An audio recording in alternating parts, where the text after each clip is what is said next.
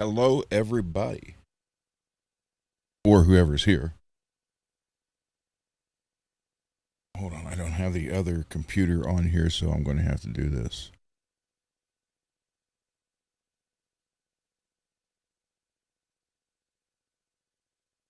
until I get over to the bench.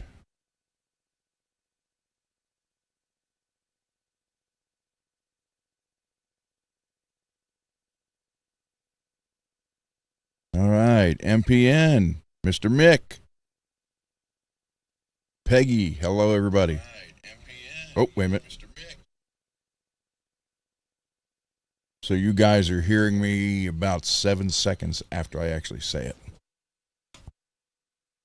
Sorry, I was working on stuff earlier. Can you guys hear me okay?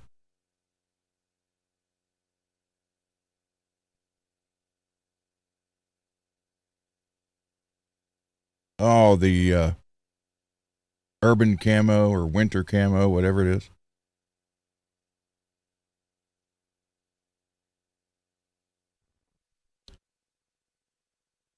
Yeah, that is a Jackson soloist with active. It had active Jackson pickups, but I changed it to Seymour Duncan blackouts, and then I actually it was a matte finish, and I sanded it down,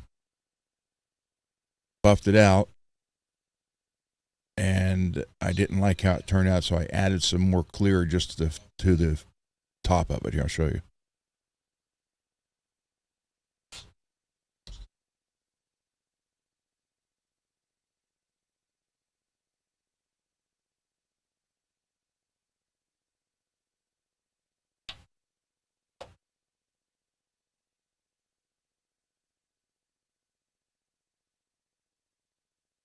I actually got this from Dane at Zim's Guitars in Mesa, Arizona.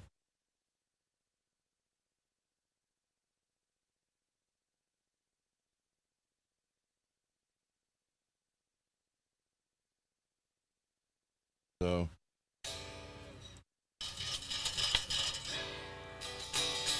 in tune.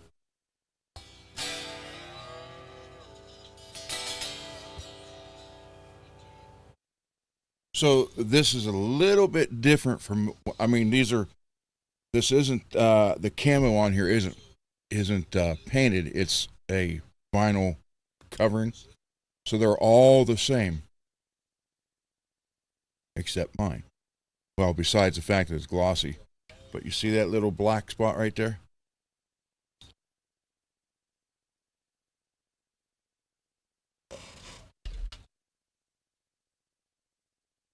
Yeah. None of them have that. I painted that on there, and then when I cleared over it, it's like it was always there. So that's how, if this ever gets stolen, that's the big difference between this one and every other one. But yeah,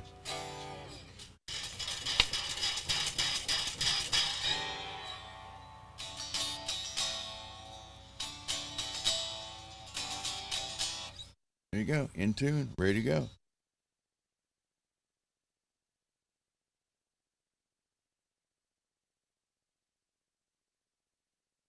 All right, let me get to the bench. Unless you guys have any questions, Rich, hey Rich, MPN. Let me say hello. Bleh. Barry, Rich, Peggy, Mr. Mick, MPN. Thank you guys. Thank you guys for stopping by. Um, those of you may not know, I would like to take a moment and ask for prayers. If you, whoever you pray to, um, please, if you would, keep Billy Ray and his family in your prayers. Uh, his stepson, I'm just going to say son, his son passed away 2 days ago after battling a 3 month illness. And Billy, I don't know if you're watching. I wouldn't expect you to, but if you are, prayers, brother. Um, Prayers for you, the family, for everybody. So for those of you who didn't know, um, again, Billy's son passed away 2 days ago. So if you need to talk, Billy, I'm here.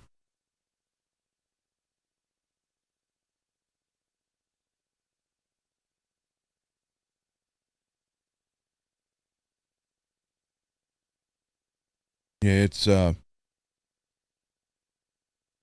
shame.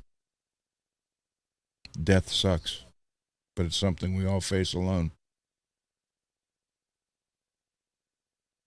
I can honestly say I'm not looking forward to it. So prayers to Billy Ray and his family, please.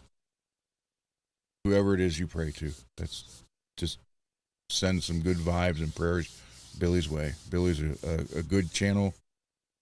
But he's a channel member for Johnny. I don't have channel memberships, um, but he's a good member of the chat family. All you guys are. So thank you very much. Let me switch cameras over to the other side.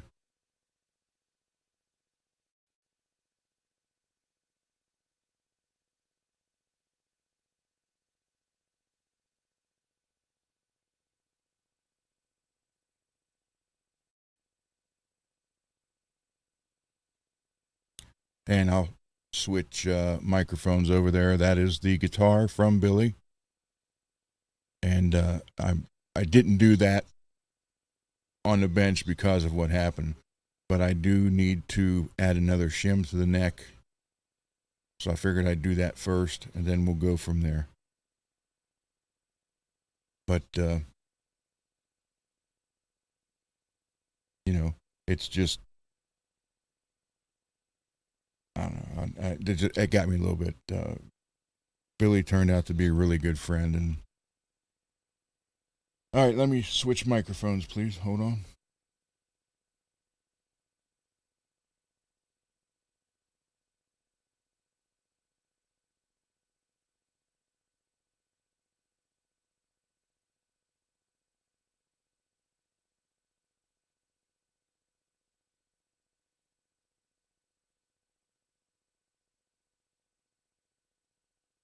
Can you guys hear me? I don't have my headphones on.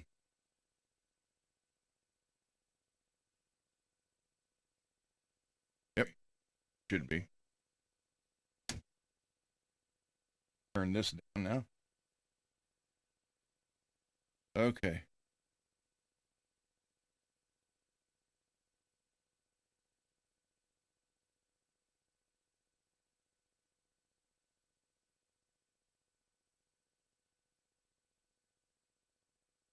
Greasy, Rich, thank you. Um, yeah, this is it's a shame whoever had it, who Dane had this, and Billy picked it up for me from Dane. Um, it's a shame whoever had it didn't really. I mean, there's dings in it, and I have other guitars I got to get. I mean, my time is like screwed up with this weather. We had snow today. It's going to be in the 20s tonight. High tomorrow is only 31. Then it's supposed to warm back up over the weekend. So this is playable. Like I said, I got to put another shim in the neck. Uh, then it's going to just stay like this until springtime. At that time, I will sand this down, not to remove the paint, but to get this more of this clear off. Touch up the paint in these spots here, here, and all this stuff. Get it all touched up, and then re-clear it and give it the wet clear look. So bring it back. Let me get my gloves on.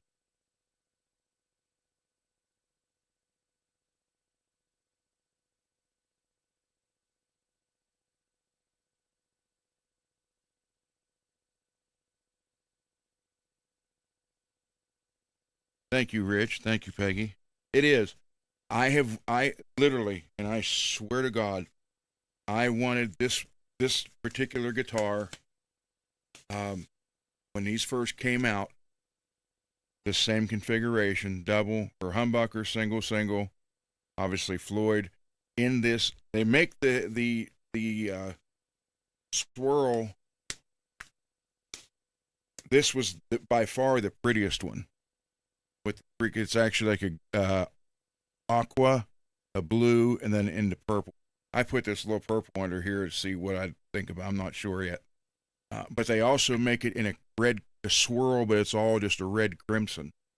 Very pretty also. But to me, these colors, I really like purple. And I don't know if that is a kickback from my love of Black Sabbath. I'm not sure. But I've always wanted this one. And the funny part was I watched the video and Dane had this one. And then he had the red crimson swirl in the Randy Rhoads V. I was like, oh man, okay. But these are getting harder to get, made in Japan. So see more of the crimson ones than you do this one. So that's why I kept talking about this one and why Billy was kind enough to gift it to me. I have that a little bit touch. 2mm Allen wrench.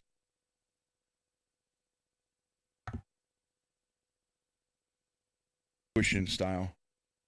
What it is, it's hollow. There's like a real harder rubber ring. And then, yeah, see, that's too easy. And it doesn't take much. It's got a set screw in here, and it really does not take much. Watch. Ain't too bad.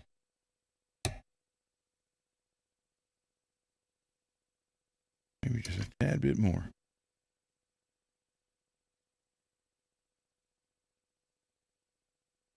All right. You can add this push-in bar into any Floyd Rose. Okay. It's over.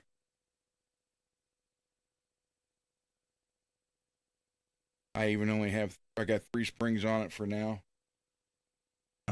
When I start working on it in the spring, get it down to 2. Although there are some guitars and Floyd systems on them that you can't get down to 2.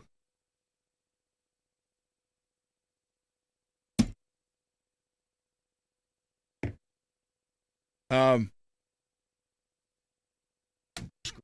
it. I should probably print myself a better iPad holder. Hey, one thing I want to ask MPN if he's still in here. Have you figured out your 7-string yet?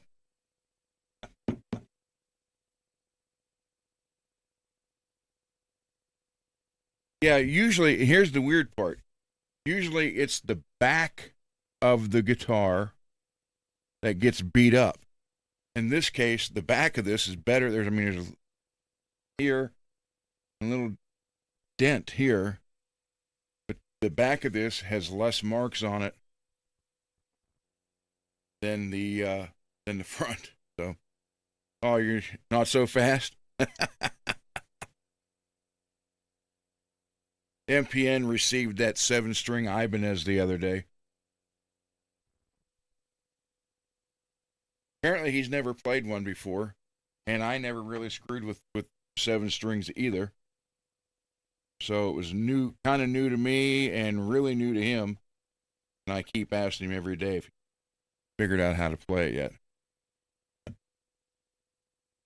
You should post a picture of it though in your Ibanez group. And for those of you who don't know, MPN created and runs one of the biggest Ibanez groups on Facebook.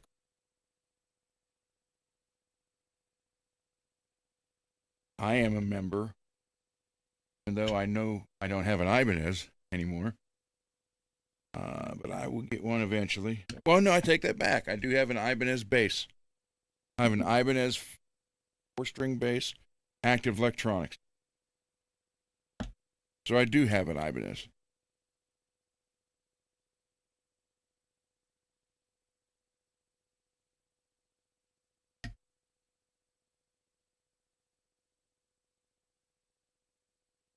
Good.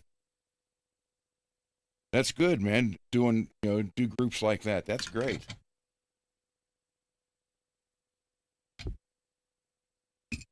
So this had a shim in it when I took it off, right there from Guitar Center. So I'm going to put another one in because it's just off a hair more. And like I said, come springtime, I'll strip this completely apart and redo the whole thing. I'm not going to repaint it, just again touch up the spots and then smooth it all out and re-clear it.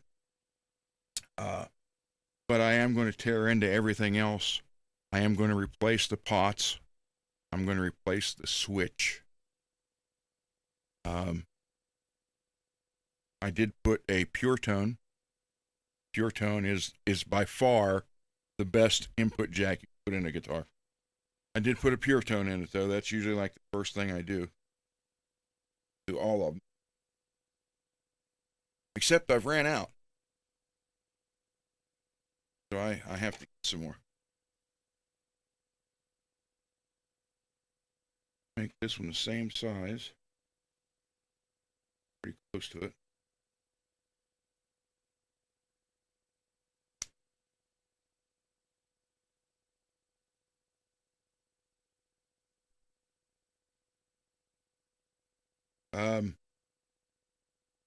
One bit of not so nice news.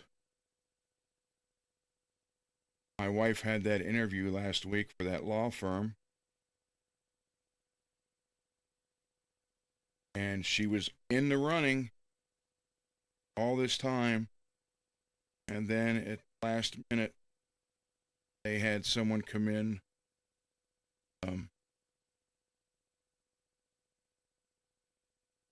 Had the medical experience she did, or close to what she did, not exactly. But the one thing they had that she didn't have was the law firm experience. So they went with this other person, but they said they're going to have to hire more. And they will, next person they call, but wait.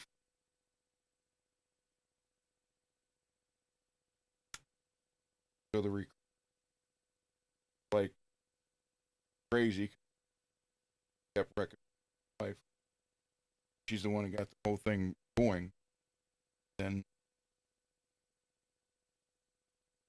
she's like pushing, trying to find something.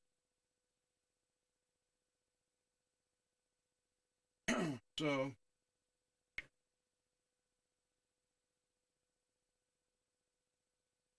kind of ruined the day today for her.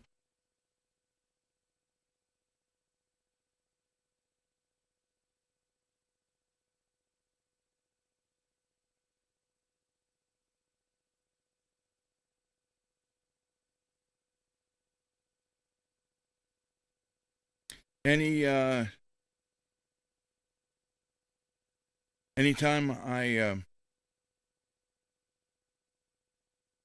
do a shim, I don't like to just leave them lay in there. Like the first one had Scotch tape on it from the beginning, so I put Scotch tape back on it. I don't want to increase it any more thickness than adding the other one on here, so I just put a dab of glue in there to hold it. So,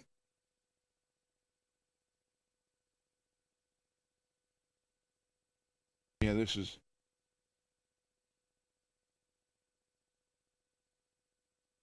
might be 96.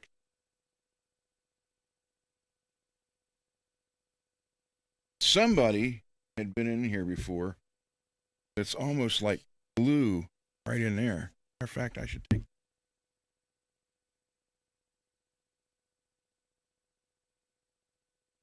Any questions and/or comments in the chat?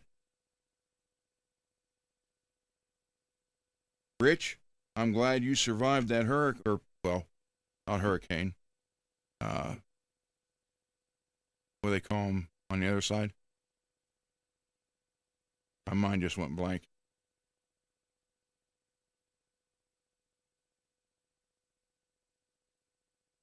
Hurricane's up here.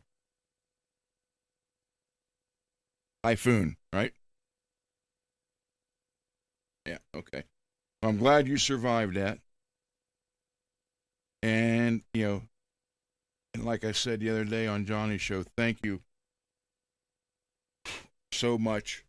And for those of you who don't know, in the chat, I'll, I'll tell this story real quick. My uncle killed World War II and gone. Just 3 days before he was supposed to come home. And when I found out, and he's buried in the Philippines for his wishes. My grandfather and all three of his brothers, so there's four of them, were all in World War II, my grandfather being the oldest. And their parents had passed, so none of the other guys were married, none of my other uncles. And so they left, get your $10,000 life insurance policy, which may not sound like a lot now. It wouldn't even pay for a funeral now. But back then, that was quite a bit of money. And my grandfather was in Germany fighting. And all the brothers told him, his name was Nick, but they called him Lefty. He was all, left-handed. And said if they should happen to get killed during the war, all three of them said, just leave us where we died, bury us there. And so my Uncle Charlie was killed in 3 days, and my grandfather was in a battle in Germany when he found out about it. He wanted to bring Uncle Charlie back, bury him with their parents, but he also wanted to follow his brother's wishes.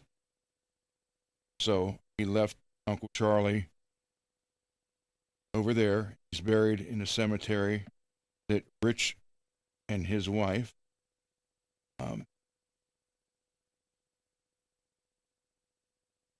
they went down there, and they're where they're staying. Literally, I think he said a 15-minute walk from their room to my uncle's grave. And I was going to ask Rich initially when he said he was going down there, and I thought, no, I'm not going to bother him on vacation. But then he told me, he's like, hey, I'm going to the graveyard tomorrow. This was a few days ago. And I said, well, if you're going there, would you look up my uncle? And he did. Sent me a bunch of pictures, and then went in, and it turned into a beautiful, like a ceremony.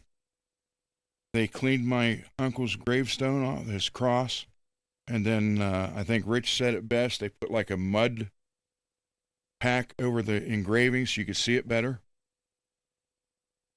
And then they printed out a bunch of papers, everything for Rich to give to me. And I guess they had music there, and they got American flag and a Philippines flag there now on his grave.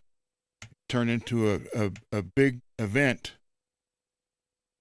And I sat up here, and I'm not ashamed to admit it, I sat up here in tears because he's been buried there since 1945, and nobody in the family's ever been able to go over, see the gravestone. And Rich did that for me, and it almost like he was part of the family. Rich is, as far as I'm concerned, Rich is part of the family now.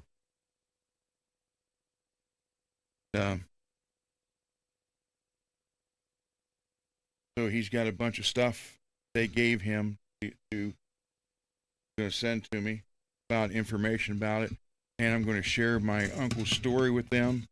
I guess they'll put him in a tour, something like that. Rich, correct, right or wrong here? And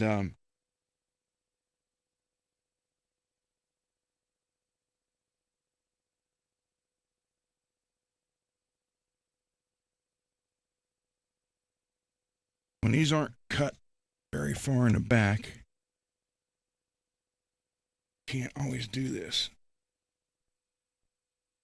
I'm not able to.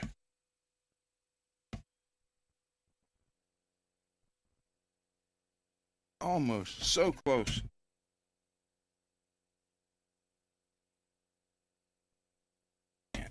That one, but so the thing you can do there, you take the strings off, or take this post out. So anyhow, they oh, I'm sorry, I didn't mean to yell in the mic. They did a lot of stuff for my uncle, and Rich and his wife were there for it.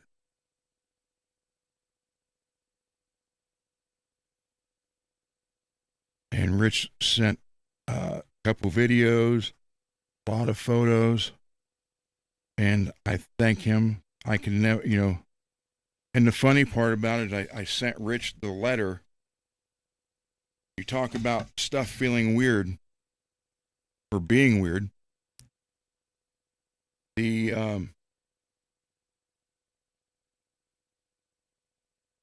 My grandmother got a letter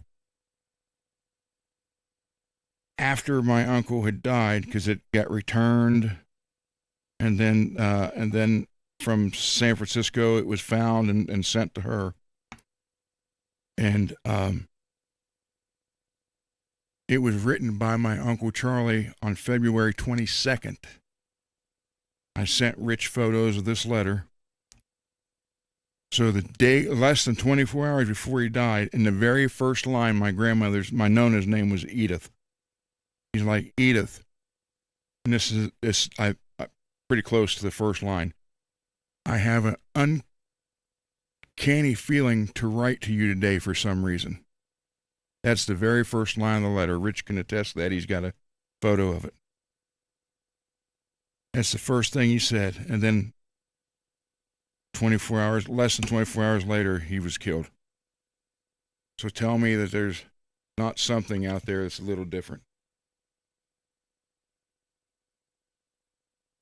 An uncanny urge or something like that to write. And he's answering letters from her, or a letter she had written him. And actually, he wanted to see.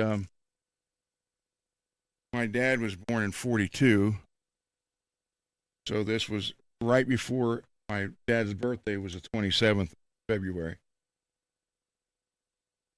And so it was, few days before my dad's third birthday, and my uncle had never met him. Actually, none of them had. My grandfather never My dad was born when Grandpa was over in Germany. Um, and so he couldn't wait to come home, and my dad's name was Ron too. Couldn't wait to come home and see little Ronnie or something like that. And with me just losing my dad this May, I thought, man, he would have been here. He would have loved to have seen what Rich did for us. Let's see. Let's tell you that. And I know people's going to say, don't turn that under pressure. And that's true. I'm not going to adjust it up and down the whole way, just a little bit, but I do have oil on it, a good oil. So you can get away with it a little bit, a few times with good oil.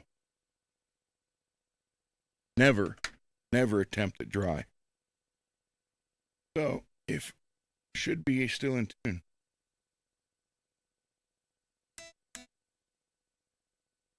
Oh, pretty much.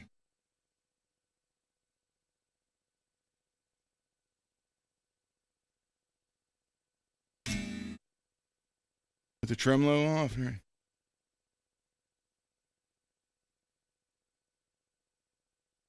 Oh, thank you. Yeah, I mean, I can never repay Rich for that. I mean, he's literally the only person, probably, in my, as far as I know, Rich is the only person who actually went over there to find my uncle on purpose. My grandfather always wanted to go, but never did. And I know my dad and I talked about going, but never got the chance.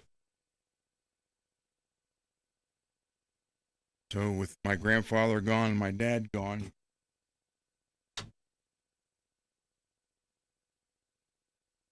world.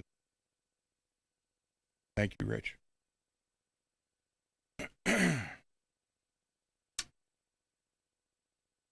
I have photos, but I don't want to show them just for personal reasons. But Rich sent a bunch of photos and video of the ceremony and the guy doing everything and the music playing.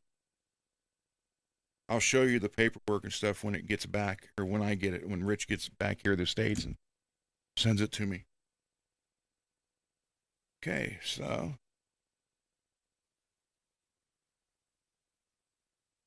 yeah, I'm just putting this on hold until I get the other ones done. I got to get CC and Rich's and Dane's done. Weather-wise, I'm only going to have like a 2-day window. One day it was warm, it rained. Man, give me a break, will you? Technically, on CC's, I could probably buff it out now, but I just want it to be better. And Rich's buddy Guy, I want that to be perfect. I want this one from Dane, or that's going back to Dane. I want it to Dane to like it so much he doesn't want to sell it. That's my goal there.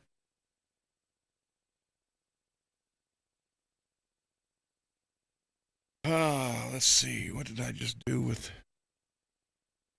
So, switch is cleaned. What it was. Oh, Billy's not here.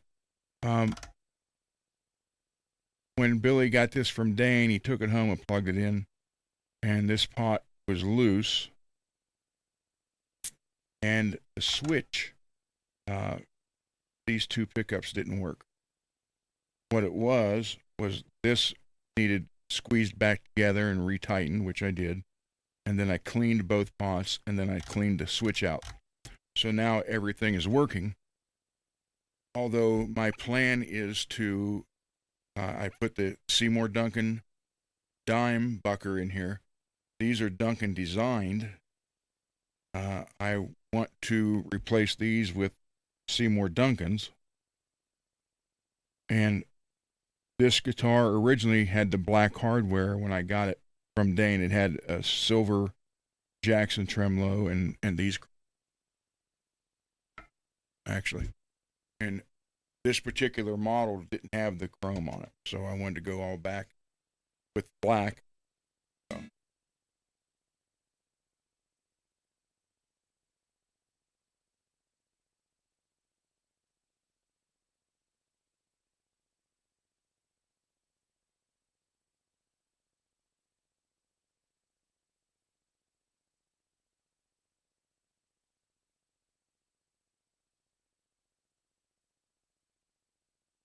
So I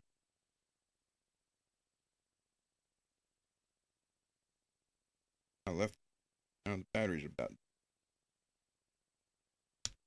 Fortunately, I have other.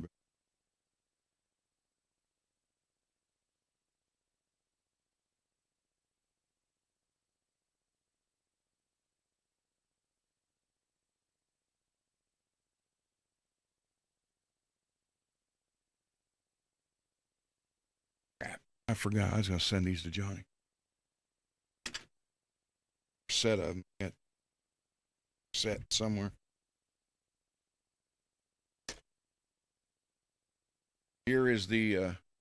I think I showed this the other day. 10 millimeter. It's for the tuning keys. Tighten those down. 3D printed. 3D printed knob pullers. 3D printed fixture for tuners. Got all the different holes so you match, put it where you need it, and drill the holes so they're lined up right. String depth gauge. Printed that out. Not this, just this part. Block. And then under string.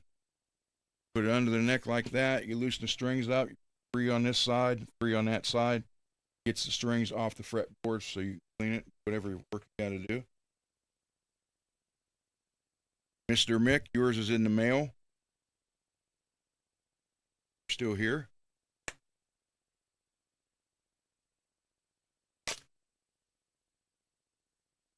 And I had made the comment before if someone wanted to buy the filament for my 3D printer, I would make the toolkits for him. And Mr. Mick took me up on that, and he ordered a set, a spool of black, and I made all his tools and mailed them today. Yeah, MPN. Yeah, it goes under the net. I mean, the strings are tight now, but it goes under this, and you take these 3 and put them on this side, and this 3 on this side, and it literally holds them off the fretboard.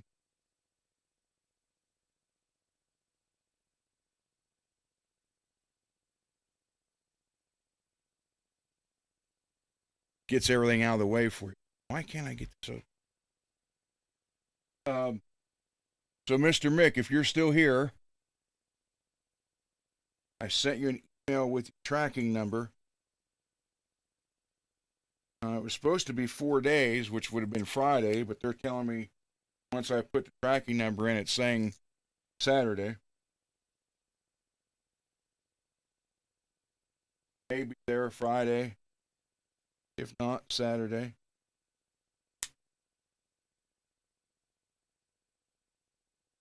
But if anybody wants me to make them, I mean, I'm making some anyhow. Why can't I get? I'm making anyhow and give them away. I can't sell them. Slice my fingers have been through enough. And Rich, you have a set coming. Guitar maintenance set.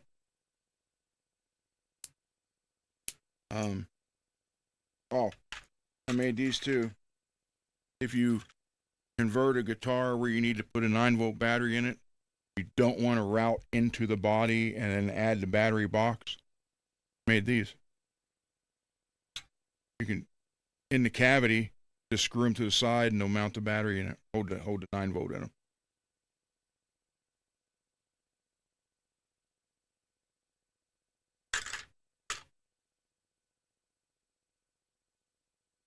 That printer is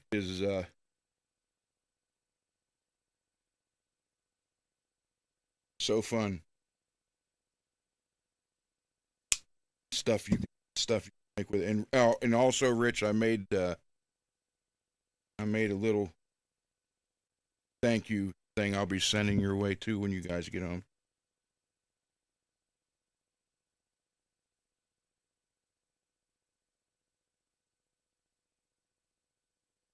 And I think you should like it. I hope so.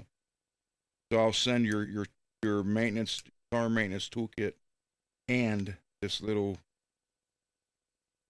bonus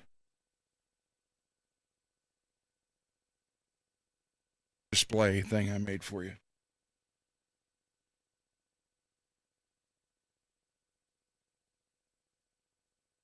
Oh, Peggy, it's great. I mean, I didn't think I could have so much fun printer, but once you start realizing everything you can make, I mean, there's one thing. As big as however big your printer base is, you can make it that big. But it's a chain blanket. You don't have to hook the chains together. It literally prints them all, and then when it's done, you just pick it up and it just drapes over you. It's like a chain blanket. There's you can. I mean, I was shocked the stuff this.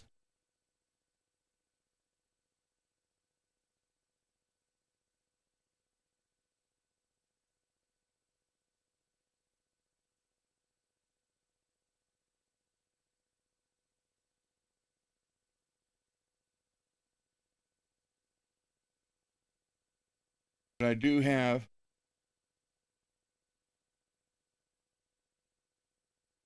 Rich, you know what I sent Johnny a thing too, and I showed it to you, Rich, a week or so ago when I was in Springfield.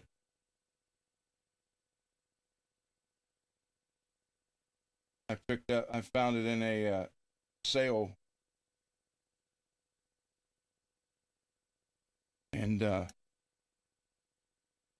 so that went out to Johnny today.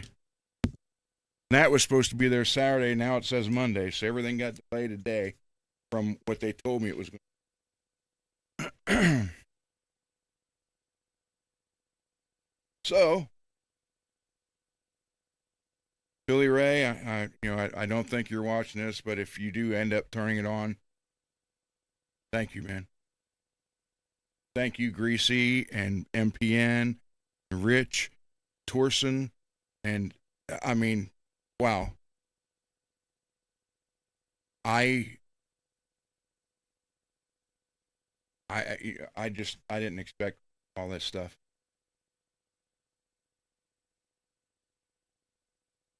And you guys, thank you.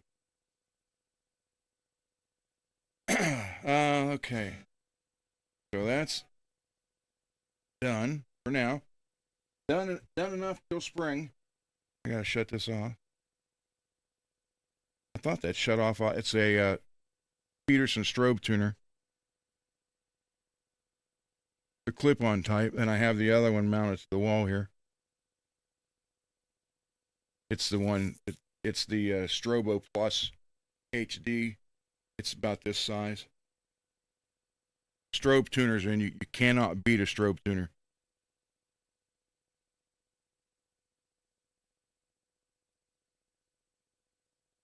All right, let me put this one out, grab something else.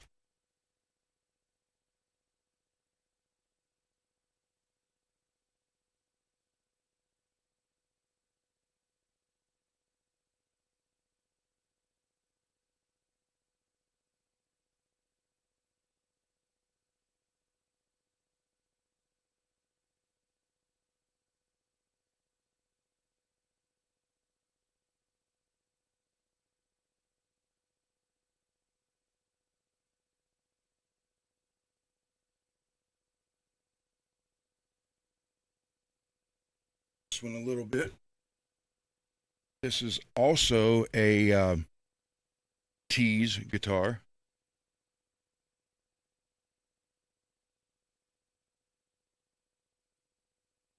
And thank you again, Torsen. This is one that he sent. I worked on it, and I just got to make some more adjustments to it. This is one to give away also to somebody.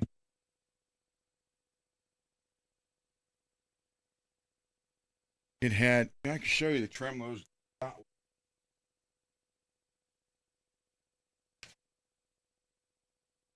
I just saved ever need parts because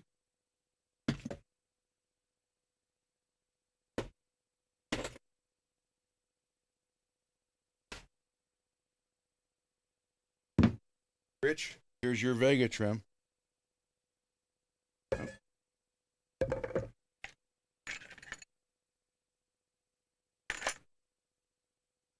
I need to get one of these because I got to take the one off the red Leo James or James Strat, put it back on Cece's guitar. Okay, so Floyd, well, even a Floyd special with the upgrades, and again, I told you the biggest problem with the special is the saddles. If you go cranking on them to tighten them, you'll actually just pull the threads out of them because they're cast. And there's a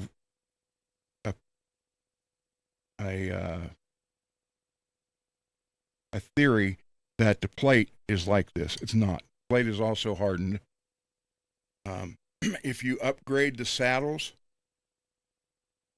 you can use the Floyd. Like I said, my son-in-law has used the one on the one Kelly I've given him, and he beats the living crap out of it. And his band, it's like a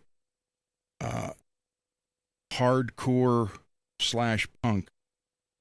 He beat that tremolo that he bent the bar. And he's like, I don't know what's wrong with it because he only had like that much space to bend. So he brought it here. He's like, I don't know what happened. I said, well, the bar's bent, so we put a new bar on it. But that's how a special will last if you change the saddles. So that's what I put on here compared to this, which is what was on it. And it's again, it says licensed under Floyd Rose Pats. But this is literally junk. And it's one reason why I think that Tees never released these. They only had 100 of these style made, and I got 2 of them. There's still 98 of them in their warehouse, and they all have this on it. Now, I'll grab some parts.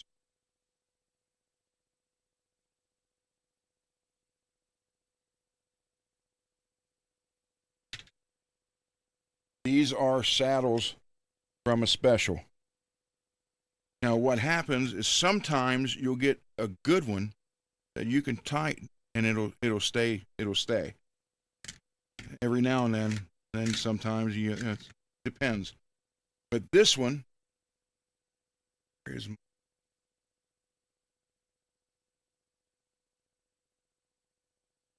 okay. If you look at this, these are again all these saddles. They all have solid bar and in the pivot point between the saddle part and then where you bolt it to the base. All solid. I mean, yes, this is cast, bars, solid steel, all the way through. Okay. If you look at this cheap knockoff one, they're hollow.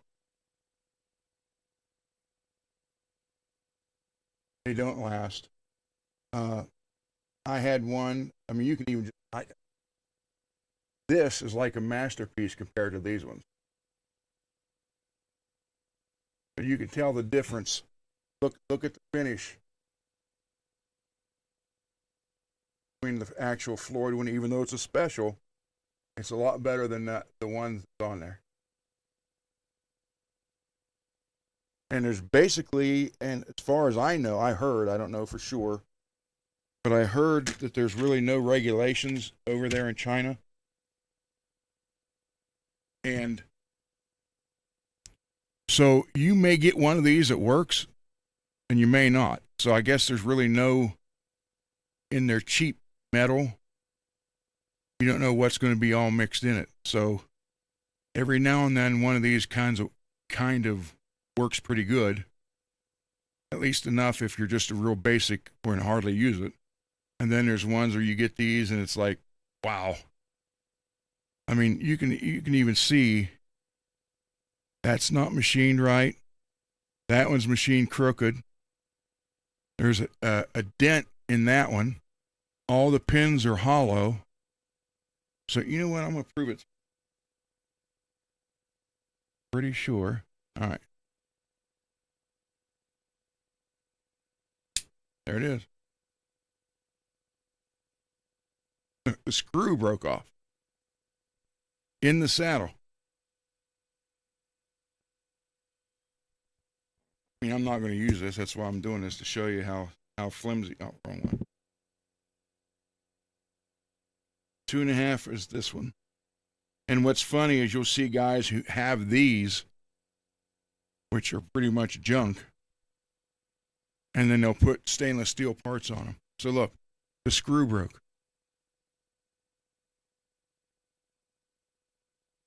You know, so even the screws, that's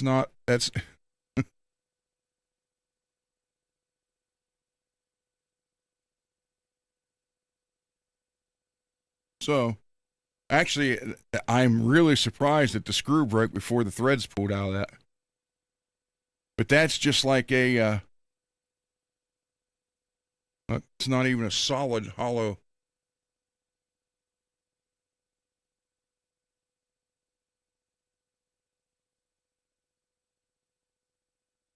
So, yeah, these, if you see these,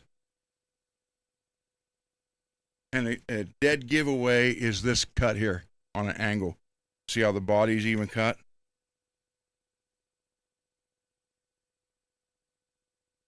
Void comes over and in.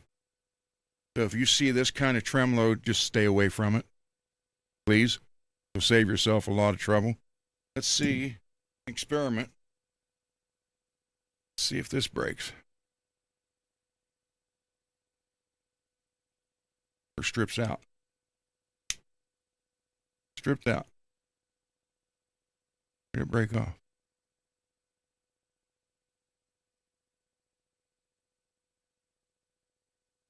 No.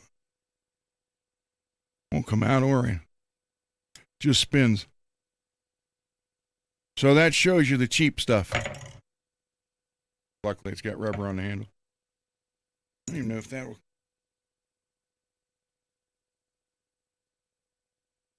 And this is why, you know, I've had people come in here. Won't come out. Just spins. Spinning on the bottom. And that's pretty bad.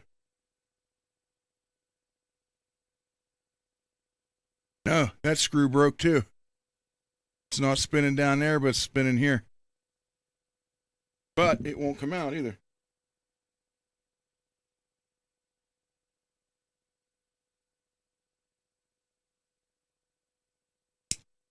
Mm-mm.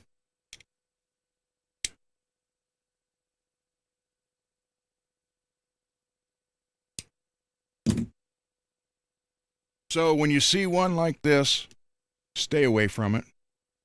I mean, you can get a special for $100.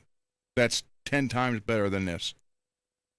And then for another 50, you can buy upgraded saddles off of Amazon, steel, not cast, and put it on the special. And you got a tremolo that's going. Like I said, my son-in-law's beat the crap out of that one. In 40 plus years of using a Floyd, I have never bent a bar. But if you'd ever see his band play, he's like, I mean, it's just the music they're playing. So there's 2 good examples of why you don't want them. But I always keep parts to these because sometimes there's someone comes in here and they can't, if I don't have a Floyd to put on it, this is all they have.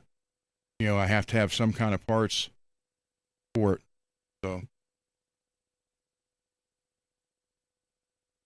So we know now that these screws aren't, plus they're about half the weight of the Floyd ones. So the saddle's terrible, screws break.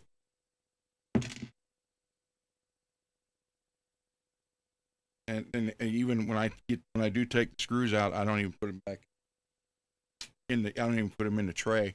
I don't want to mix them up with anything else that's good.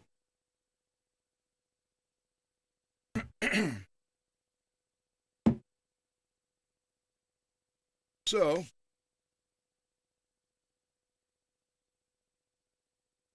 yeah, and 99% of the time, Peggy, I can talk them into a Floyd. At least, I mean, you can buy a brand new special for right around anywhere between 80 to 120. And if I have one, I'll just put it on for them and give it to them. But if I don't, then I have to fix what they have if they can't afford anything. So I have to have these, quote, junk parts around just in case. Although I really prefer not to put these back on.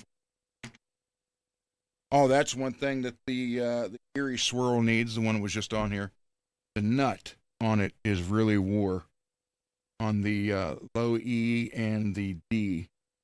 And I have 1,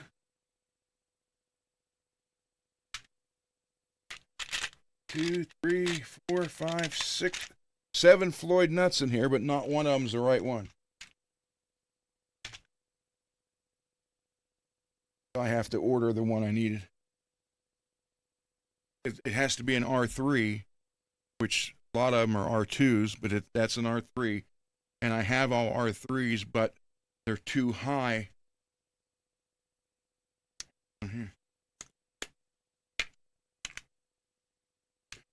This is what goes up against the fretboard, and your strings come this way. This is too high. All the ones I have are this size, and I don't know why they're all the same. I need one not quite a third shorter than that. Fit that.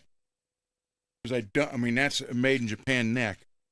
Normally, if it was anything that wasn't made in Japan or America, what I would do is just file the slot down more and then use the bigger nut. But I don't want to mess with that neck. I don't want to file anything off that. I'm just going to have to for the right nut for it. But this one, I'm trying to remember when it's been so long. Something.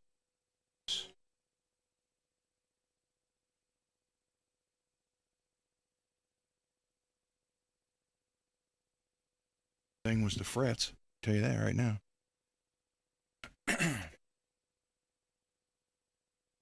So I did put a Duncan design in the bridge of this because that's better than the what in it. Johnny didn't even have a name or a letter or a number or anything. It was just a pickup, and it had all kind of crazy feedback. And I think that's another reason Torsen and those guys didn't release these, which is a shame because the body's nice. Paint job is sweet. Look at that.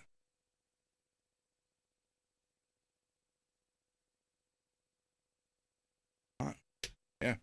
Push pull there. I did put the knobs on it. And then I took the soldering iron with the pointed tip and I laid the soldering iron. I have it here. I can show you an example. Bigger than it was.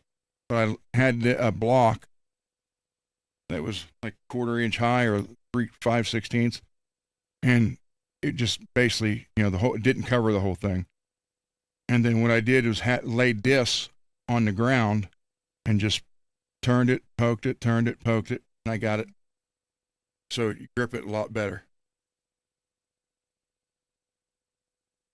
I also did that to the yellow one. It was on the one I traded Dane.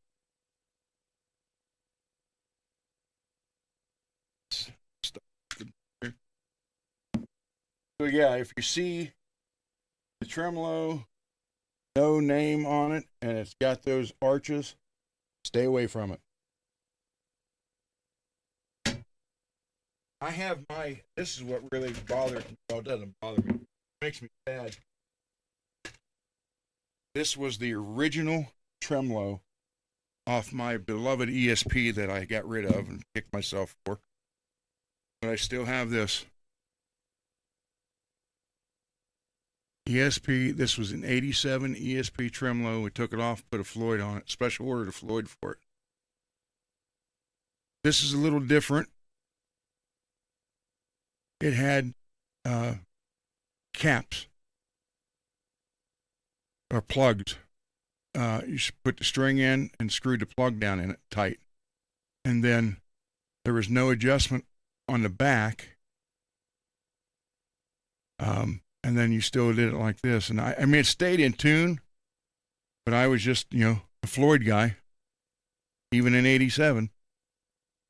And we took it off the guitar, and I ordered a black Floyd for it. We put it on, and I kept this. It's the only thing I have left of that guitar. That and the strap. Strap I used on it all the time.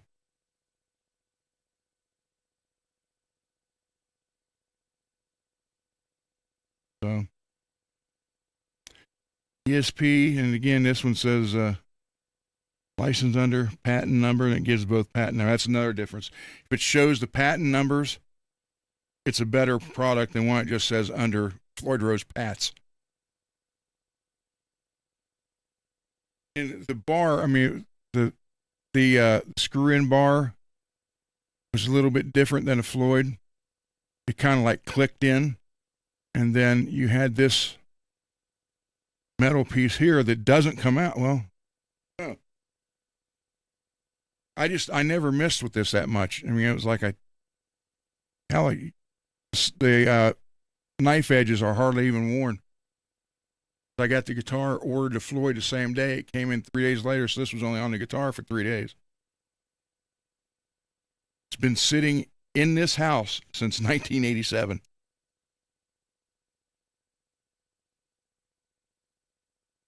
I refuse to get rid of it.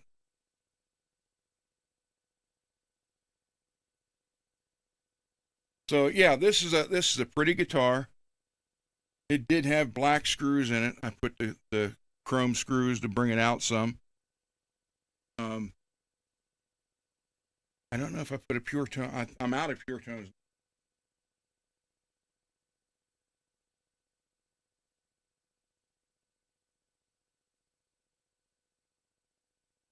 Be able to get that pack of 20 for $80.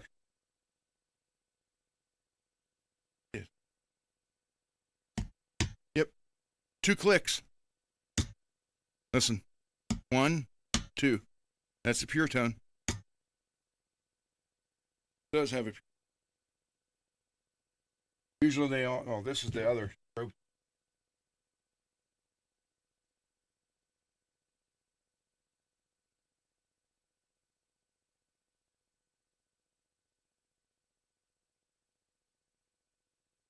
Love.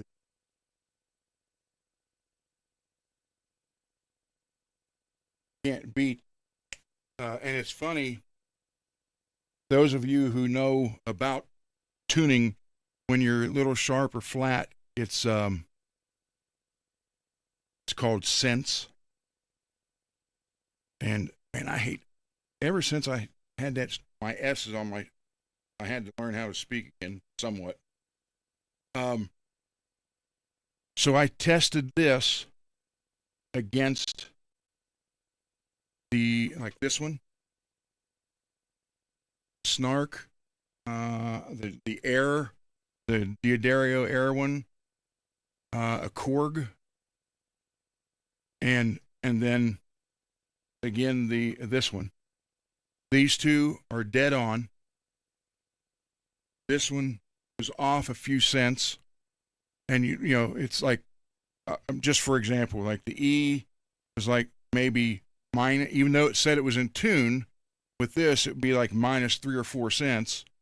And then the A said it was in tune, and it was plus, just for lack of argument, 4 cents. So now you're 8 cents apart on those two strings, even though this would say it's tuned. And I am a stickler for tuning.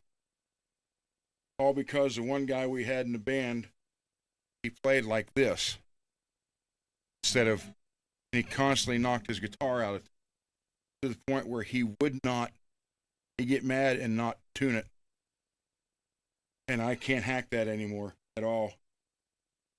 That's what, when Johnny tuned, says, oh, it's close enough. Oh my God, that's like stabbing a knife.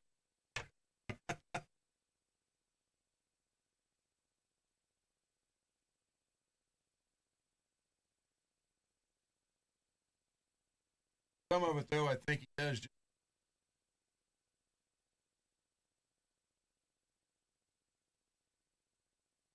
But I'll see what GBG guy. Can we get a link where you can buy this thing? Okay, you can buy them off of Floyd Rose.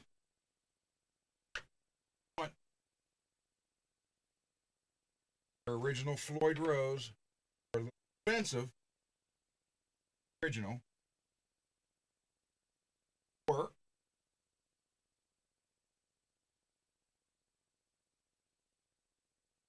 Or you go to Amazon. Amazon sells upgraded kits.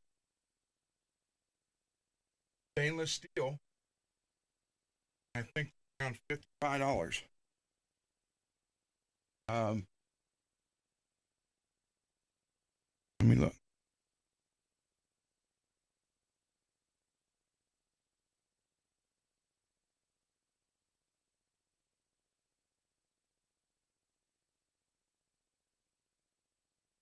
Got it.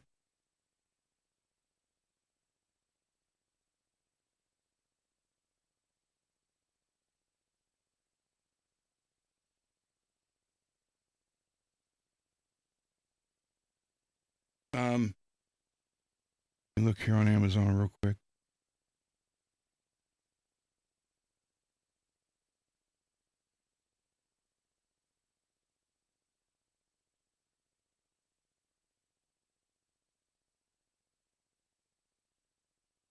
Floyd Rose replacement saddles. Stainless steel.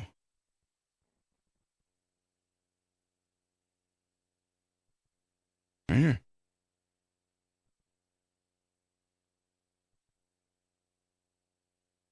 Kaynes, Kaynes. $47. Stainless steel saddles and screws.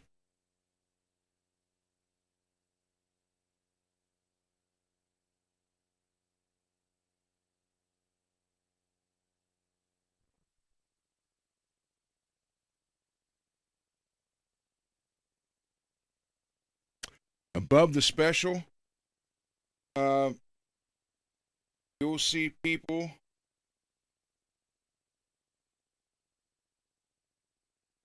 there's the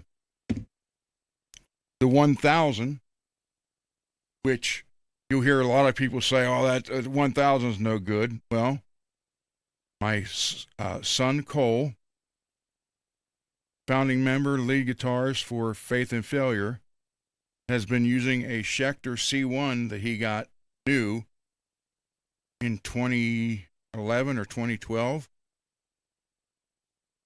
And it's still the original 1000 after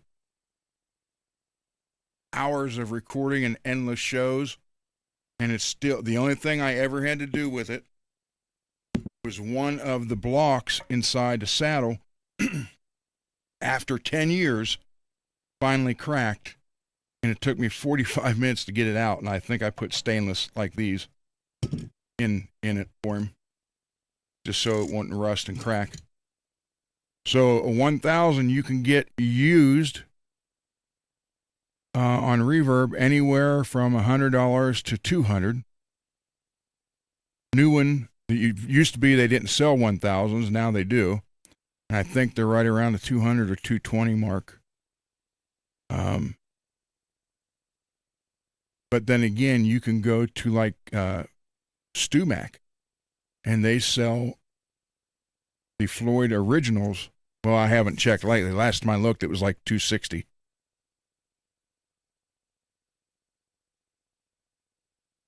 What cracked was the saddle itself, the original. That's why I put at least stainless in all of them. This is what'll happen with the original saddles. Not the saddles, the block.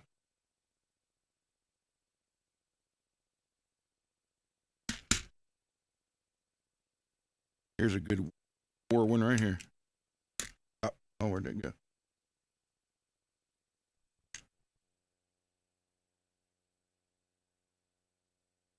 Something I just had. Damn it.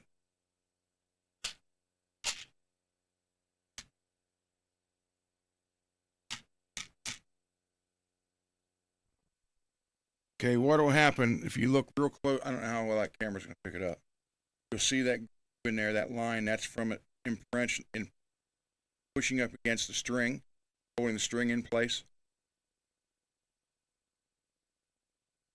And what happens is that gets deeper, and then after a while, this will crack.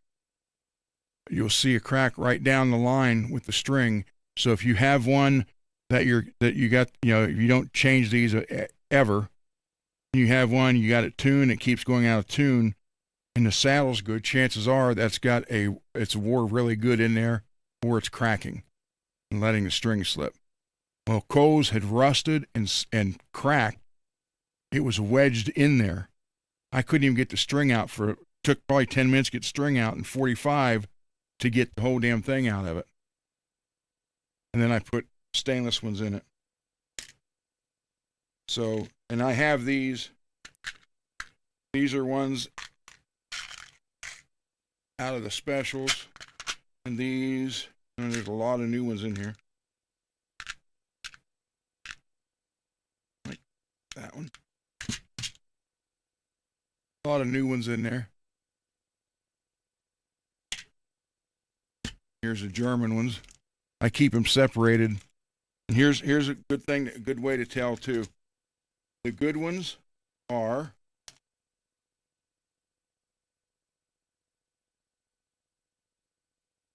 look at them, you'll notice color difference between this and the specials. Now, obviously, it's a little cheaper. I should have showed some of these.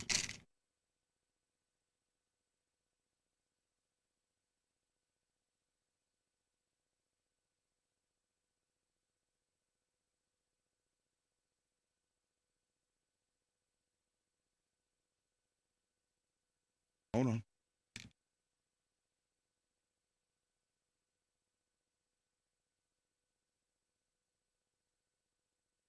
No, so you saw the other one had dent strings in it. Not as bad, but you can see there, mark string. This is one from a special. This is one that I used till I replaced it with stainless. This is the German one. And all it is just scraped up impression. Scraped. But you can see the color difference. That's probably right here. The dull, flat looking one is the German one.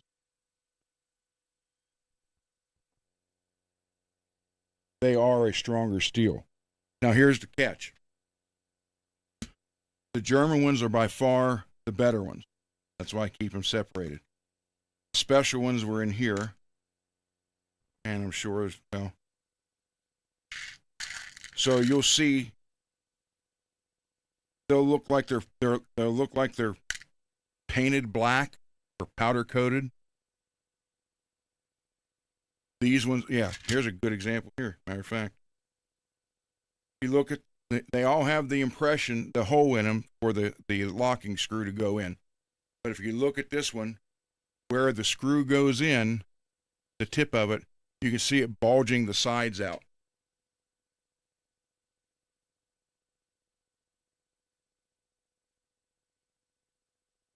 In this spot of that circle, you see it bulging out. And that's what will happen. It'll bulge out, get stuck, then rust. So, but Special is the cheapest of them. The Germans are the best, although I haven't tried the American-made ones yet. I even have yet to try an American tremolo, the American version of the whole tremolo. The 1000s, so here's the deal. Specials are the cheapest. 1000s are medium grade. Germans ones are the best. Again, I haven't tried the American ones, so I don't know. That's a German one. Look. So, but any stainless steel one you get is going to be better than the special ones. So if you get a special, like if you some of them you can get for like a regular black special, you can get for $80 and put $47 or $45 in the saddles where you get the screws, the block, and the blocking screws for 40 some bucks. You know, you got $120 in it, and it will last you.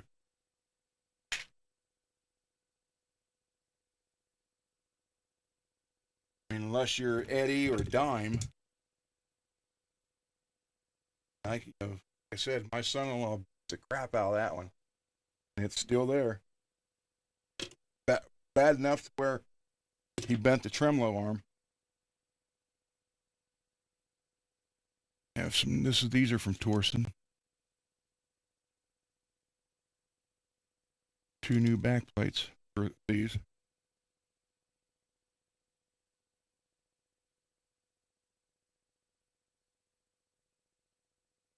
Tell the difference of what?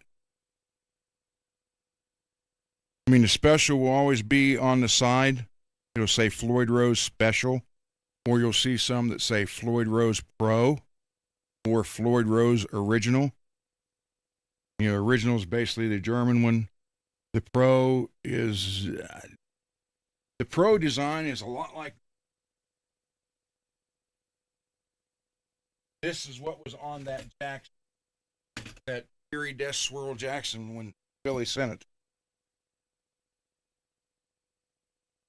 First hint, look here, got that bulge. But you notice the difference? There's no locking screws going in this way, like this. They're right here. And it just has a bar attached to the saddle, and that's what adjusts it. So that's the Pro version, and I think they even quit making them because they're just terrible. But this is what was on that guitar. So that's what I told Billy when he sent me the photos of it. I said somebody had been into it because it doesn't have the right pickups. It shouldn't have Duncan design. It should have Seymour's. It should have a Floyd on it, a black Floyd. So, but again, I just save these for parts. And here's your hint. Under Floyd Pats, same thing here. It doesn't list the patent number. If it lists the number, it's a little better. So this one, I don't know who made this for Jackson, and I hate to admit it, but I'm ashamed Jackson would even do that. I know Grover never did. This had something when they got sold. But yeah, this is barely above that black Chinese one. But the whole Pro thing here, like you could never use a detuner on one of these. It's just a crappy design. And cheap block. There's your stupid shim that you got to get rid of. But, you know, I keep it for parts. But that's what was on that Erie Death Swirl. These 2 chrome knobs, which is wrong. So someone had been into it. About the only thing really good on this Well, there is one difference. On the saddles on here, at least it's not hollow pin. It's a solid pin all the way through. So that's a step up from that, but they're crappy with this design. That's how you just put the string in right there, tighten that up. And what the purpose is of that, why you just couldn't leave it alone, leave it like this, I don't know. So if I'm not mistaken, Floyd even quit making this design, their Pro Series. Hell, nobody wants it because it's just not right. The 1996 T is a fabulous tremolo. Matter of fact, I have one on my Tiger Lynch. I put a gold one on there because I upgraded that whole guitar with gold hardware, gold frets, everything. And it stays in tune. I love the block on it because we're back. Yeah. Take us back. Love my hammerhead drill here. Peggy, thank you for finding these for me. I just wanted to replace that one I had, and they don't make that one no more.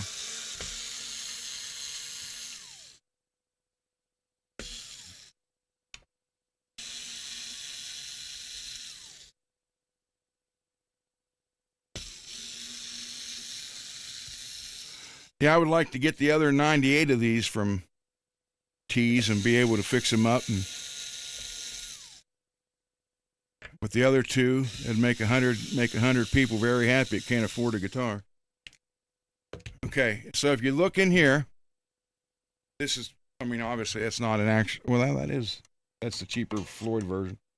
But on the Goto, there is threaded holes here, here, and here, and it's got a cap screw that goes down, and it actually holds that string or spring in place so it can't come out.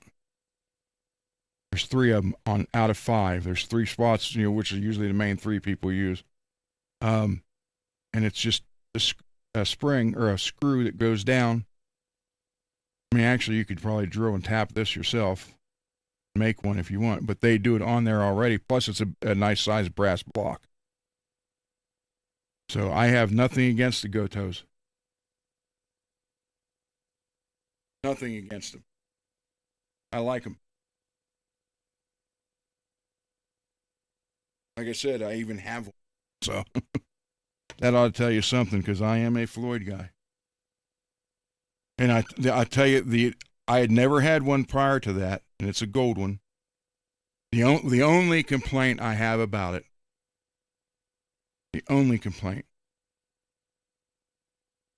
is installing it on the guitar, the gold started to wear off. So the finish isn't that great, but the tremolo itself is. For under $200, I think the black ones are the cheapest, then the chrome ones, then the gold ones. Different finish, different price. But I think when I got that gold one, I think I paid $180 for it. And I think the chrome one was like $160, and the black one was $140. And it's made out of quality steel. You get the brass block, you get a push-in handle from them automatically, and then the block with the lock screws to hold the springs in. Yeah, you can't beat it. And if you can't afford a Floyd, Goto's way to go.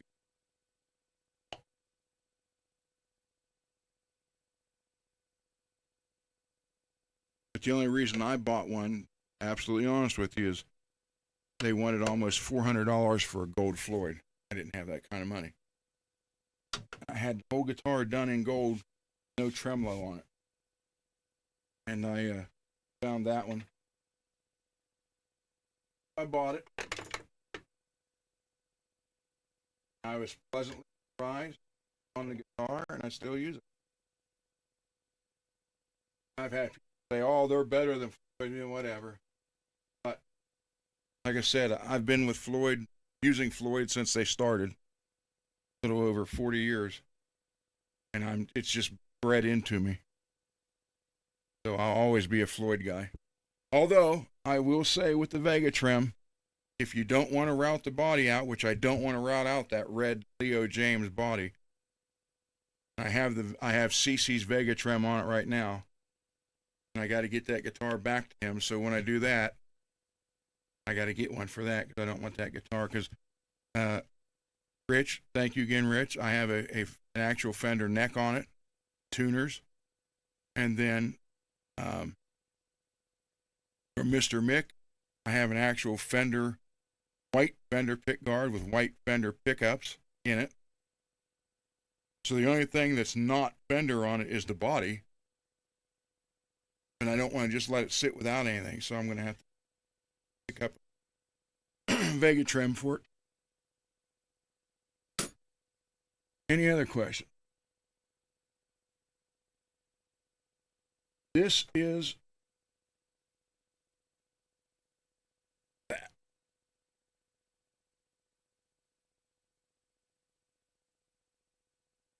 They were coming out with these, but they were having trouble with those cheap tremlos.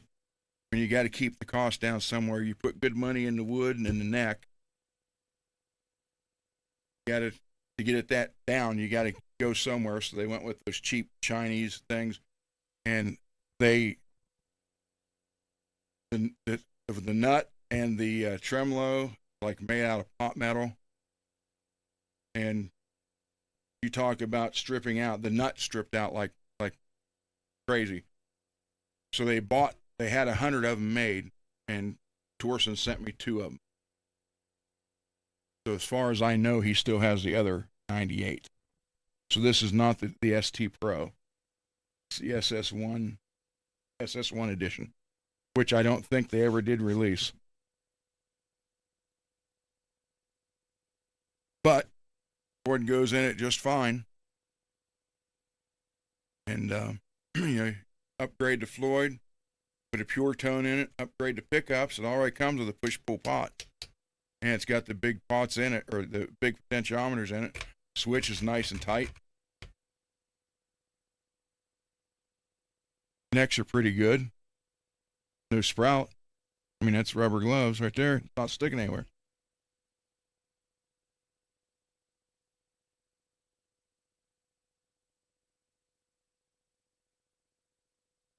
So, got locking tuners on it.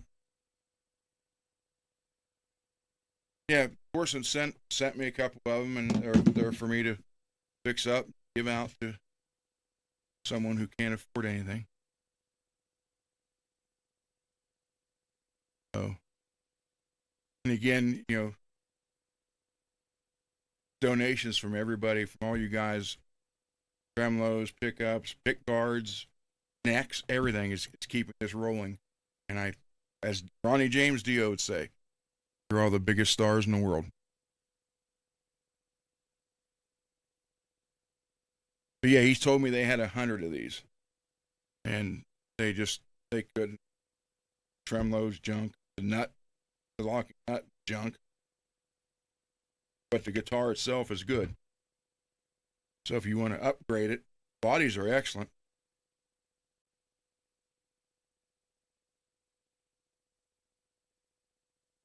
On Johnny's show, I don't talk this much. Excuse me. Oh, I'll show you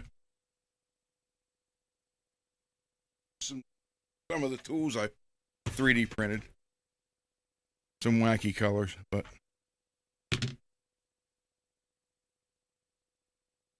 this is a wide fret. You roll the sandpaper up, put it in there, run it through, then you put it onto this, slide that through, pop top back on it, the thumb rest, and then as you're using it, instead of sitting there and doing it like the other one, just crank that a little bit to your next spot, Crank it again to your next spot.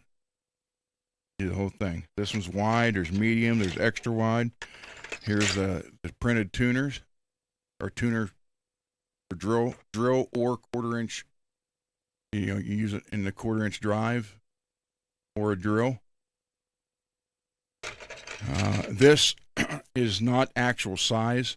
I just wanted to see if I could do it right. This is obviously a route for a recessed void. Knob puller. Again, 9-volt battery holder. There's this in black. Here's black and here's silver. Now, is this as strong as a regular socket? No. Here's a 12 and a 14, and then there's also an 11 and 13. You don't crank on screws and bolts on guitars. Don't crank on them. So I made this 10 millimeter, and it, for tuning, tighten down the nuts on the tuner post, and you don't crank on it. You just snug it up. Works fine. Here's an 11 millimeter, 12 millimeter, potentiometers, or in here even, or out here. These are 3D printed. Here is different colored string stretchers. This is how they work. Put that over top, and then rest it back on the bottom. Yeah.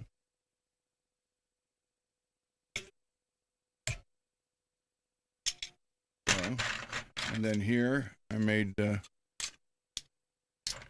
basically trim blocks. This was one of the one. Yeah, this was the thinner one. Found a thicker.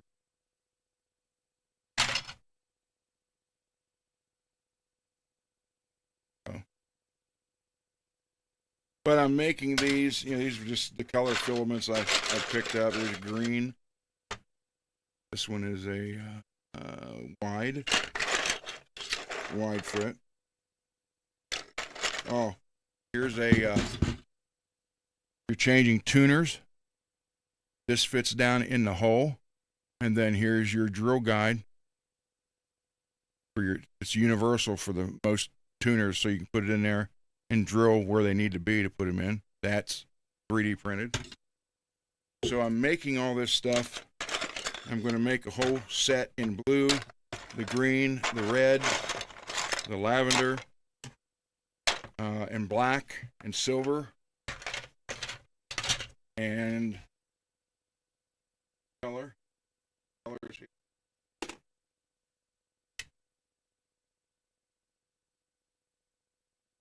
There's extra big jumbo frets. That's an extra one. Extra size jumbo frets. And so I'm going to make, so it's going to include, most of them will be just a wide. That's what most frets are today. So it'd be a wide one of these. It'll be a string stretcher. It'll be a trem block. It'll be 2 of these. This is 12 and 14. The other one's 11 and 13. It'll be, a adapter for tuning. And then it'll be a under neck hold spring or string spreader. And one of these. And a knob puller set. Pop the ring up, slide it in there, pop the ring down, spread off the top. So each set, I call it a guitar maintenance set. And I'm making one of each color. And then I'm going to box them up, and then I'm going to give them away as prizes. So you get a guitar maintenance. Or want to buy a spool of filament, whatever color you want, have it sent to me, and I'll just make it. What Mr. Mick did. And his got mailed off to him today.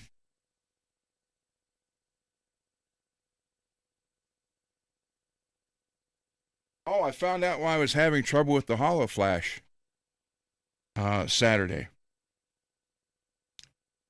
It doesn't work well on a matte finish. No kidding. I found that out. So I said, I didn't know. I've only ever done it on gloss finishes.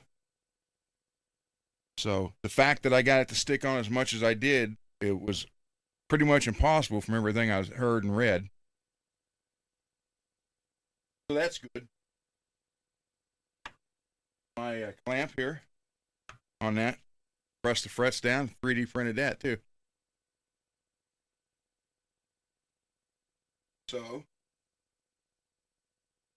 all kind of stuff.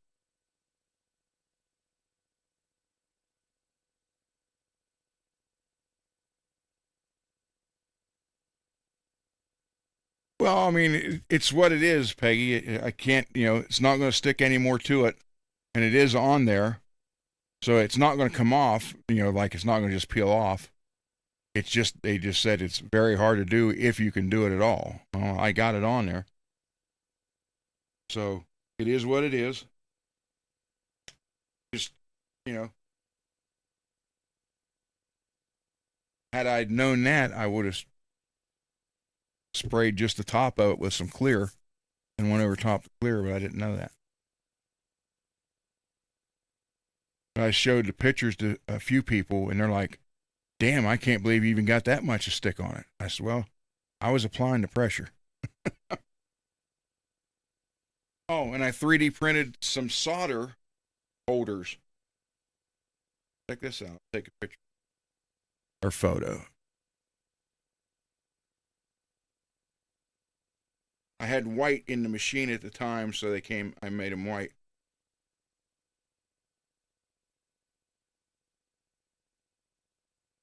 Up on the pegboard, hold the solder spool.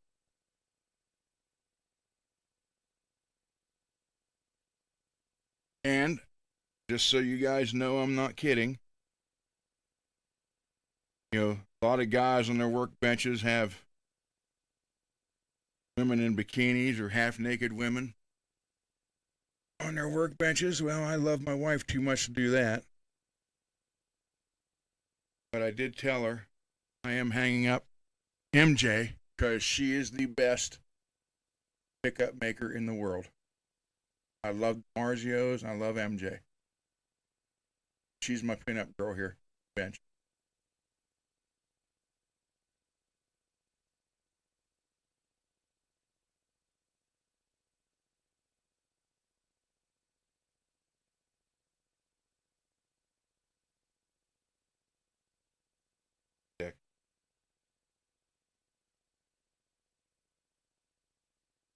So, yep, Peggy, she is. That and Mrs. Bride of Frankenstein here. I am a Universal, the original horror movie Universal horror movies nut, and Frankenstein is one of my favorites. The original Boris Karloff. So that's why he's here. She's here. He's here on the wall, and there's also another one down in here. And I have a mouse pad that's that photo of him too. Radio Shack. Well, hey Steve, well, I didn't check. This is just hearsay, but I heard Radio Shack is still around online. I didn't. You know what? Let's look. Hold on.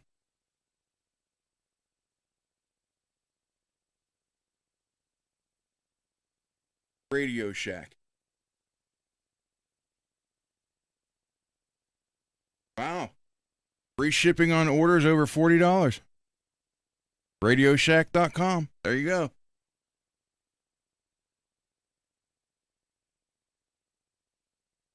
Man, I remember when they used to give you the free batteries every time you came in, every week.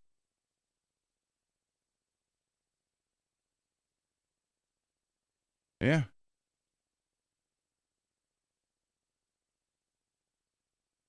you go. Headphones, speakers, radios, computer, gaming. They still sell all the electronics. Audio, apparel, backpacks, bags and travel, batteries, chargers, power supplies, cables of adapters, converters, others, computer accessories, gaming, home office, smartphones, tablet, camera accessories, storage, memories, toys and games, video and TV accessories. Let's look what they have under computers.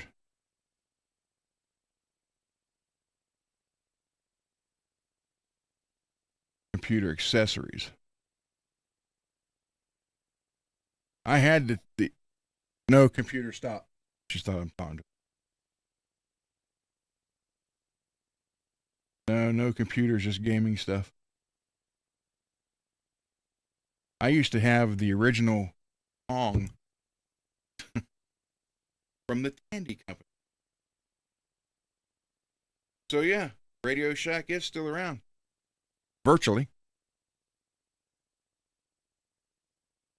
So any other questions, anybody? I'll answer just about anything.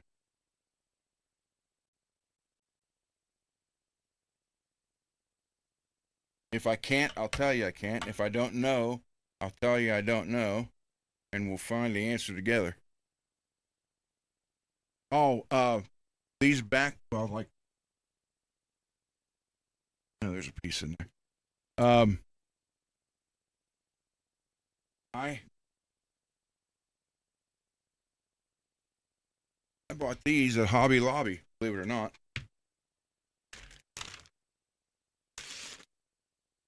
And they're self-adhesive.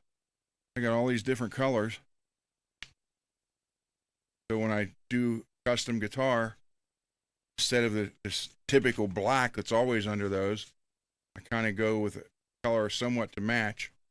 And I found this, here's red, and I found this like off shade of red, and this matches my sunburned Charvel, so that's what I put underneath the tremolo on that, and it matches that red almost perfect. I got different color yellow. I've never used a white though. I got different shades of blue, black, purple, green.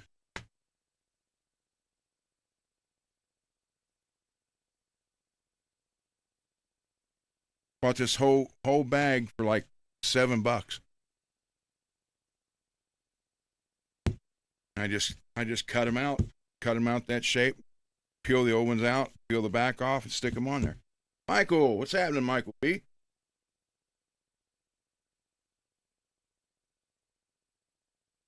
Thank you for stopping by, sir. It's every one of them's got the adhesive.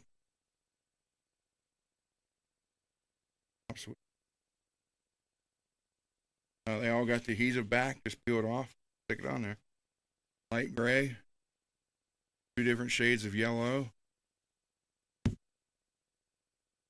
It's just something that sets them a little bit apart instead of all of them being black. I did have bigger.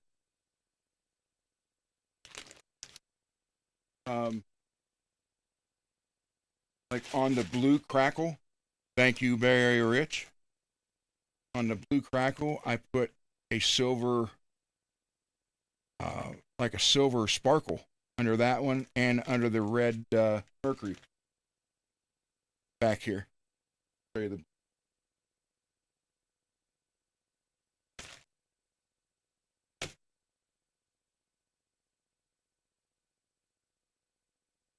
out of here. I got that's you guys see me do frets now how many times.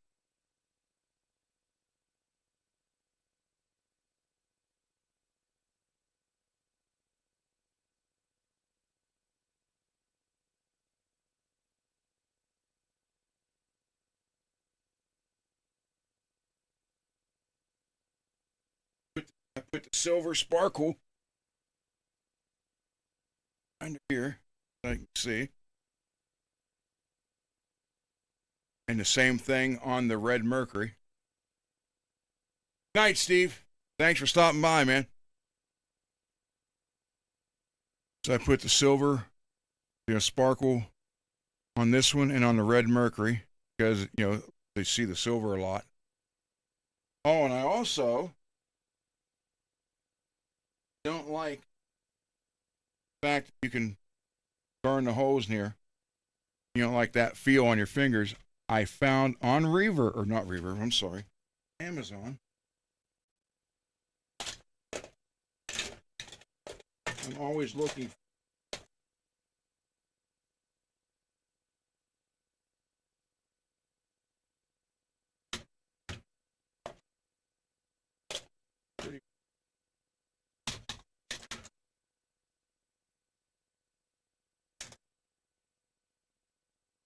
This drawer is my junk. Oh, it's not junk. I don't have the dividers for it. This is got to get 4 dividers in it. I found these on Amazon for like $5. Rubber. You grab them, and they stay in place. Look, all these for like $5. All these different colors. Oh, crap. I should send these penguins to Johnny. God knows I don't want them. Of course, Johnny doesn't use these big pickup screws. There's no one. Ugh, get out of here, Pink. But, yeah. There's purple. Green, black, white, orange, teal, blue, yellow, and they stretch right over top of that. And then you got a good grip, like right there. Doesn't slip. Hands don't slip. So I found, you know, the blue matches pretty good. I'm going to give these to Johnny. I don't want them. So I got the silver underneath this one. I have the blue titanium fine tuner. Again, you know, this here, does it make it work any better? No. But do I have to worry about them wearing out and rusting? Also, no. Then on the yellow,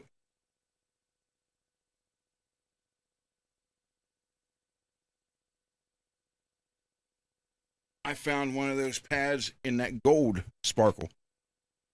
I put it under there. Just makes it look better than normal black.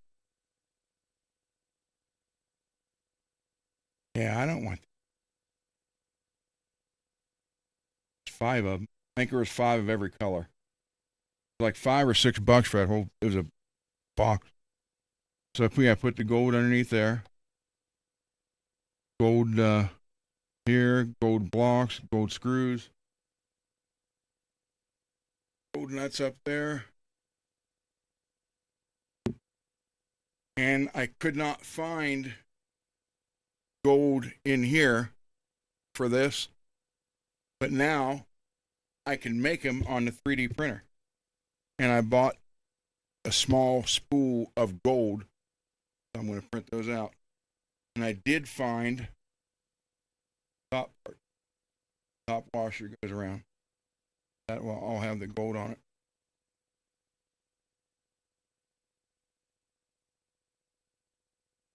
This is a Nazgul, Seymour Duncan Nazgul, MJ made. So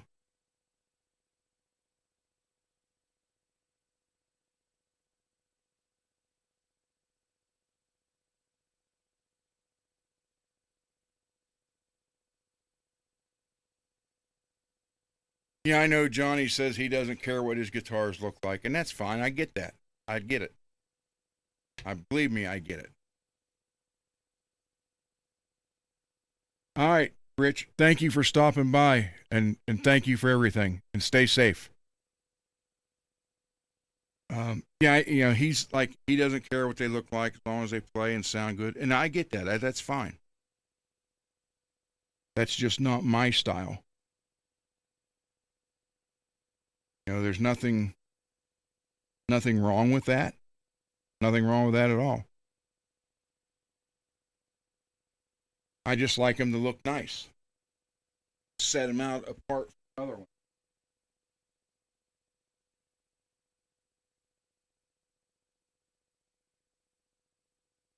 I did find gold titanium fine tuners. They're like $45 for 6 of them. I can't do that right now. Matter of fact, there's some. Anybody has any guitar parts again they want to get rid of, let me know. I'm running low on a few things. Peggy, I do. I mean, but I take pride in everything I own. My Hummer, my Ford, my tools out in the garage, everything. My spray guns. Because I used to be that guy that had to work his butt off to scrimp and save to buy the cheap stuff. And then it would break and I'd have to buy it again. And then again. Well, by the time you replace it 2 or 3 times, I could have bought the better stuff and only had to buy it once. So I learned that lesson really quick. And I learned how to take care of stuff. And that's what I did. My tools out in my toolbox are like this. And they're, my God, 40 something, anywhere, well, between, I got my first toolkit when I was 11. So, it's what, 59 or 49 years ago? And I still have it. And the last auto mechanic tools I bought, I got Snap-on and Mac. That was when we had the shops. That was the last ones I got there, was probably 35 years ago. And they get used all the time. But when I'm done with them, I wipe them off, put them away.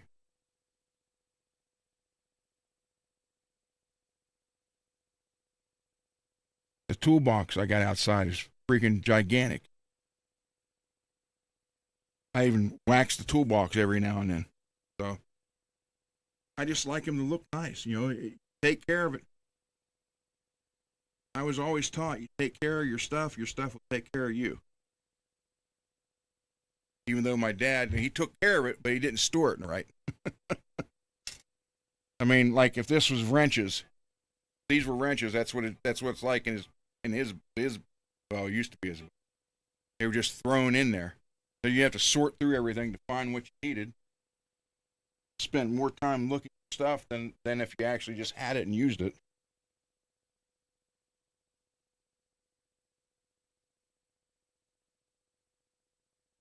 Why this bottom bugging me, because I can't find the dividers that are 9 inches high. That's what 9 inches deep. So I'm going to send it to Johnny. I don't even want them on my bench. But yeah, these come in handy, man. This one didn't need it. So if you use the speed knobs, they are slippery. Put that on it and it's fine. Now Schecter guitars, a lot of Schecter guitar, well, all the ones Cole has, he's got the speed knobs on them, and they came with a grooved rubber band around them that's kind of inset a little bit inside the knob itself, but the grip's out just a little bit. That's really nice. That way, if you're playing, like Johnny says, his hands get real sweaty. You got a grip. You're not slipping on it. So I just like stuff. I like these. These are high polished chrome. Those were originally black. I took the time to take 5,000 grit sandpaper and go over those a little bit, bring them, then buffed them out. I need to do these frets on this with that kit stuff. I never used it on this. I got to change strings on this before too long anyhow. But yeah, I just like to set it apart a little bit different. Like I showed you earlier on that camo one. Every one of those looks the same because it's a vinyl top, but mine has that extra spot of black now. that you would never know I put it there because I cleared over and it's smooth like this. But if it ever gets stolen, say, hey, wait a minute. I put that on there and here's the photos.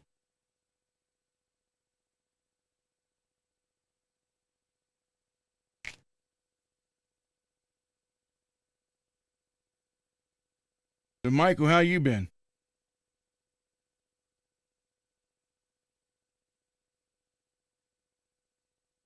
Still here. See, Rich left, Steve left. Peggy, it might just be me and you.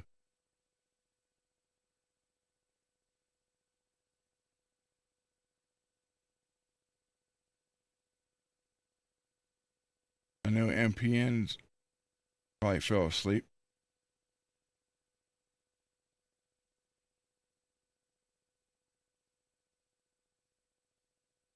Yeah, Peggy, I think it's just me and you here. Oh, Burnt's here. Okay. Oh, 11. Okay. Oh, MPN. Good. Yeah, you need to post a picture of that guitar with your other Ibanez in that group, man.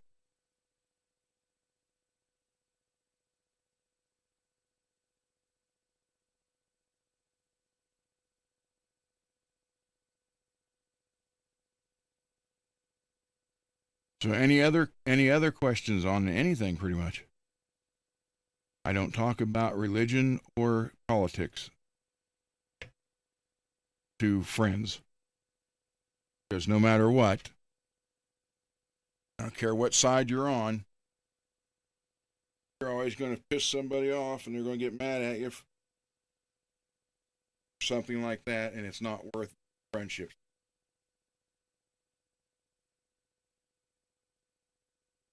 So, but any other than politics or religion? Yes, yes, I do remember that. Burnt. You even labeled it spam.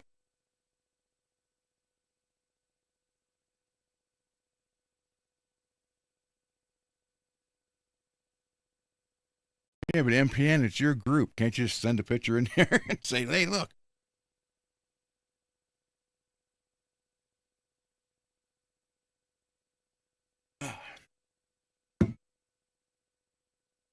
Yeah. No, I mean, there's nothing wrong if you let your guitars get beat up. If that's that doesn't bother you, then it's fine. To me, it bothers me. Even the ones I took on the road when we toured stayed in pretty much shape like this. Even the guys who end up being roadies that the record company brought in knew, don't drop, chip, kick, spit, or spill on any of Ron's guitars.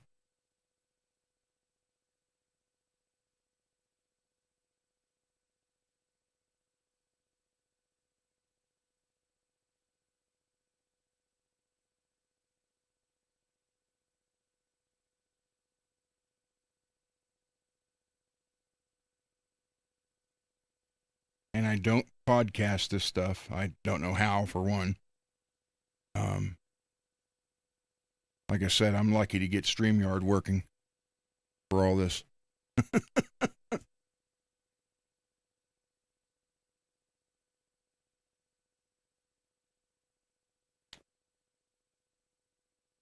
So I have try to. This is the color. One of the colors on. I'm trying to get it without the glare. So you can color called Power Yellow.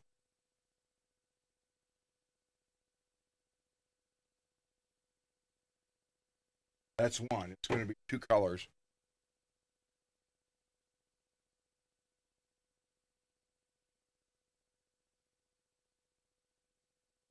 Nothing wrong with that, Burnt.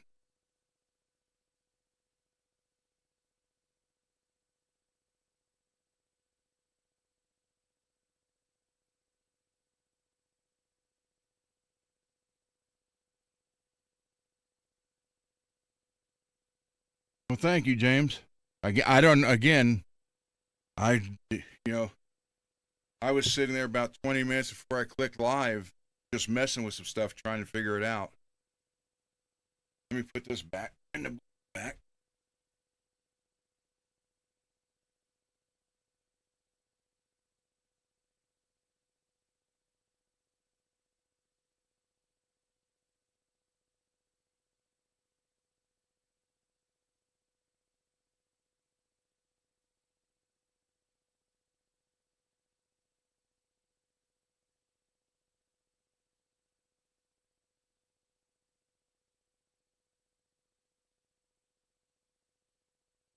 Bam.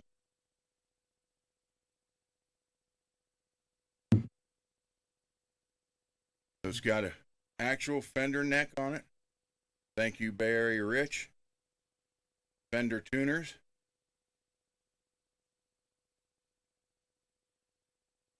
Fender loaded pick guard with Fender pickups. Fender tone or potentiometers, switch, and a Fender backplate. This is CC's, so I'm going to have to give that back, put it on that guitar. And I don't want to leave this guitar with no tremolo, and I don't want to route it out for a Floyd.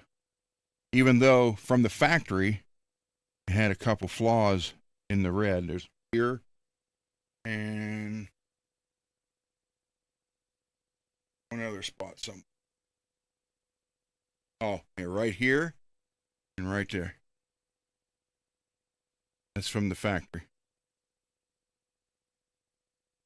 But I just like this guitar. And I will admit, if I am not going to put a Floyd on route, I refuse to have a decked Floyd. I don't like the Eddie Van Halen thing with the decked Floyd because you're only using half of it. That's, to me, that's, if you're going to use one, use the whole thing so you can pull back and everything. But if I'm not going to put a Floyd on a guitar, I will be adding a Vega Trem.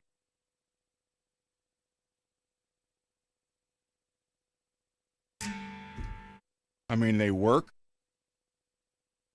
They stay in tune probably 98% of the time. And it just bolts on and you don't have to route anything. So so I'll have to get one to put on here. And then, believe it or not, I thought about putting one on the Sandoval because I have the actual Fender Strat style, just like Randy had. And that wouldn't be any, I wouldn't have to modify the body or anything either. I can put it on, and then I could put the other one back on if ever needed to. So yeah, but if you don't want to route the body, I know a lot of people are afraid to, and I understand that. But if you're not going to route the body, then go with the Vega Trem. It's my second favorite tremolo. Floyd will always be my first. But then again, I've been with Floyd for over 40 years. A little over 40 years. Soon to be 41. And I do have, when I got the box of parts from Thorson,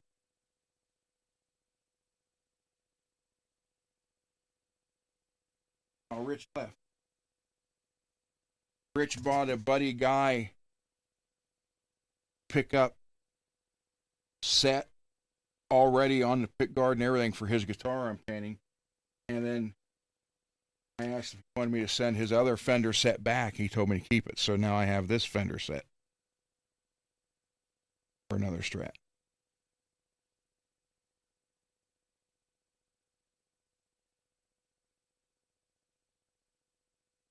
But when Thorson sent me a bunch of parts, it included this for Telecasters, and this one Telecasters.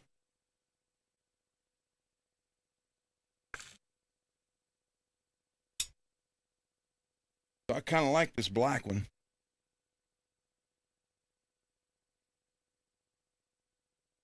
Wilkinson.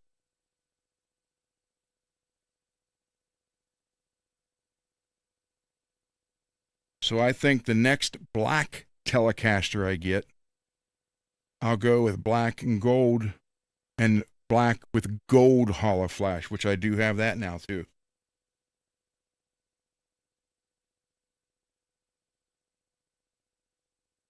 And Torsen sent a bunch of parts that last time. Bunch of loaded pick guards for Strats.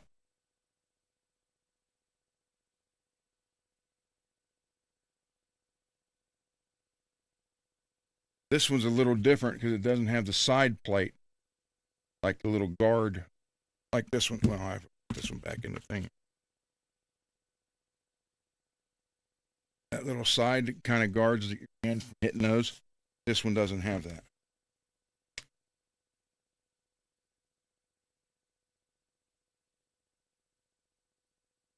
Yeah, Peggy, I did get some gold hollow flash, but they also make it in red, blue, green, I think purple. So the last two guitars I did was just the chrome hollow flash, silver chrome. But I think because of this bridge, I want to do another black and do it with just the gold hollow flash on it, which changes colors like the other stuff too. It just has more of a gold tint to it.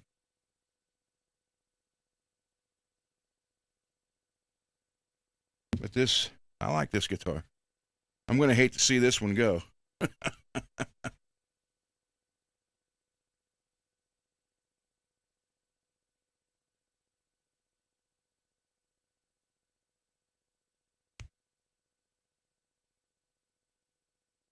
But pull back some.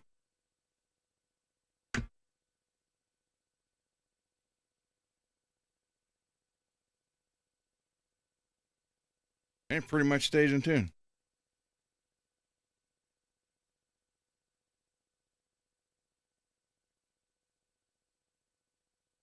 For the most part. Now this is weird though. This is an actual Fender neck. I need to put another string tree here. I can't believe it only has the one.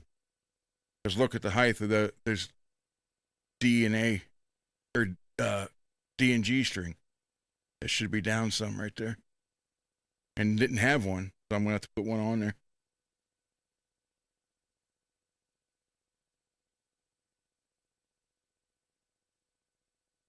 But if I end up changing these knobs. Plus, I can 3D print knobs now too, also. And caps for this switch, the L type switch. I can 3D print pick guard. Although I haven't done that yet.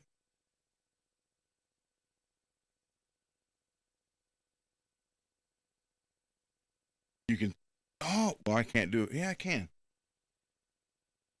Might be able to, oh, there's a tray for 9-volt batteries you can print. It'll hold, I don't know how, you make it how hold as many as you want. And then there's like a dispenser, like a toothpick dispenser. Well, you can make toothpick dispensers too, but they also have it for all your round batteries. Pull one out and it keeps coming out. Alex.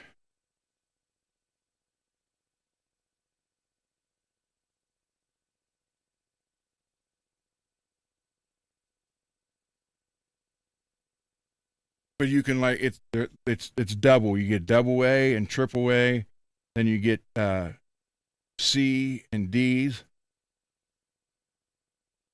and then there's one for 4A. which I've only had to use one of those one time on something years ago. I don't even remember what it was now.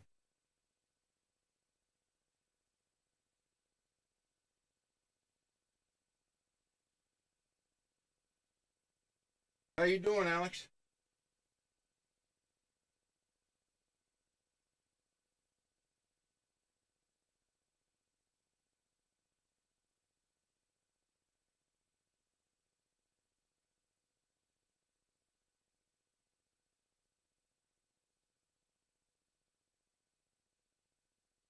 Alex, you gotta get that Kelly to last before the strings are 4 years old.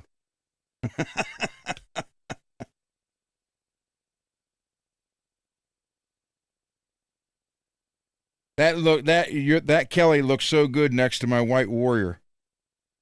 Like, man, I think I'm gonna do the splatter on the Warrior too, but I'm just gonna do the regular red blood.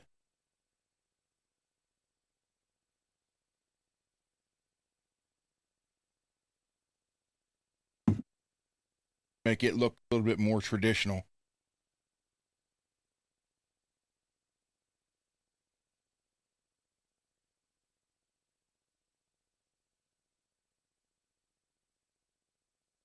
Yeah, this is a nice guitar.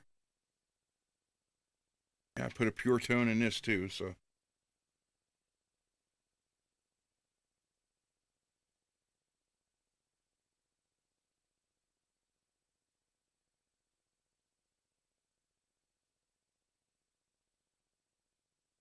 just bench tonight. There we go.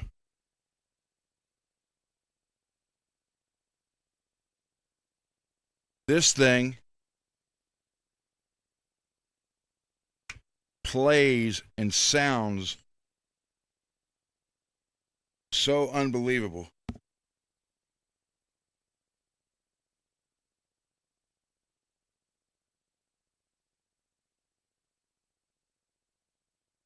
It actually sounds best if you leave the switch in the middle.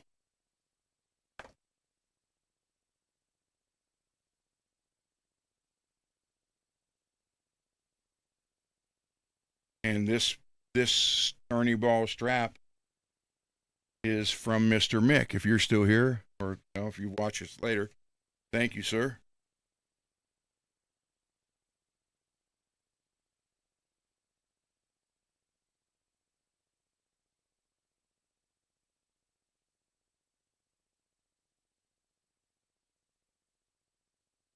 Yeah, this is look at the markings on that neck.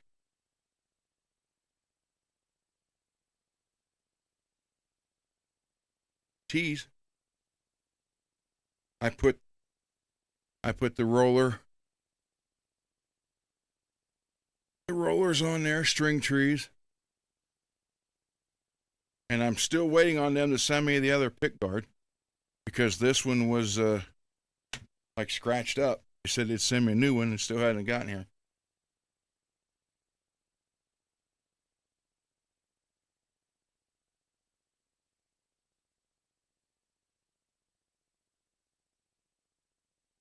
It had black knobs. I put the chrome ones on it.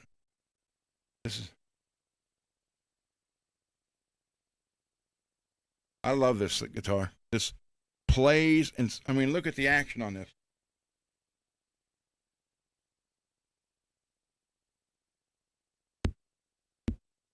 That is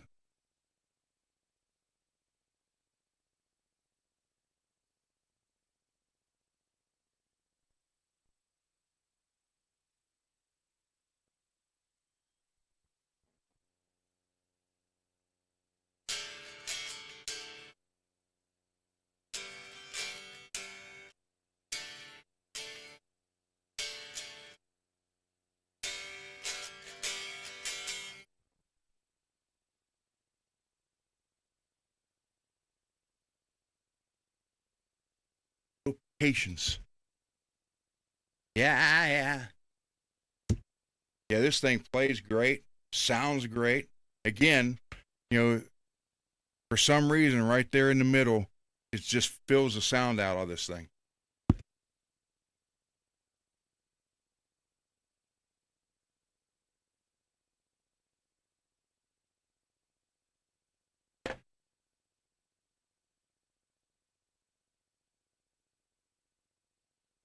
And it's like a dove blue, or well, it's actually greenish blue. But the headstock is a different color, which is why it ended up being a second tease. So the headstock's like robin egg blue, and then that's either what this was supposed to be or the headstock was supposed to be this. So it's two different colors. That's why it didn't go for sale.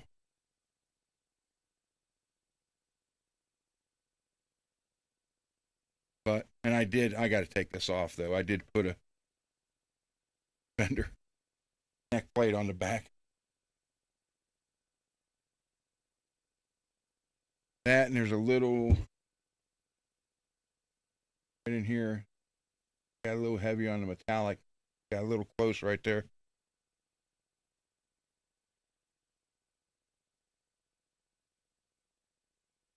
I put a pure tone in it. I mean, this thing is sweet, man. It's got CTS full-size pots. CTS, or not CTS, heck, name of that.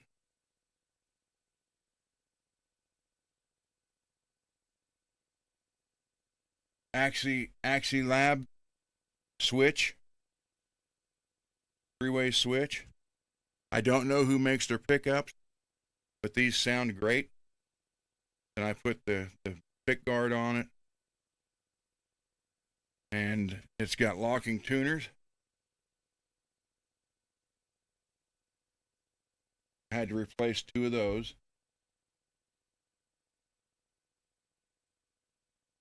So it just, if I ever played a country gig, I'd probably take this. Actually, video.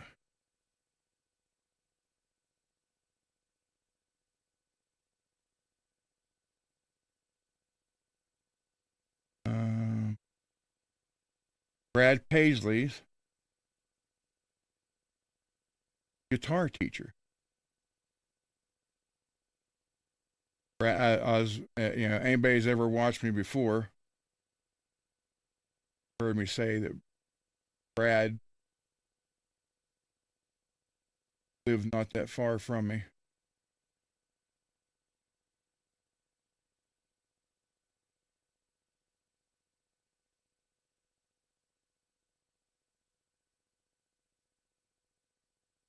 Yeah, Brad grew up in Glendale and Moundsville, West Virginia, which is literally less than 20 minutes from me.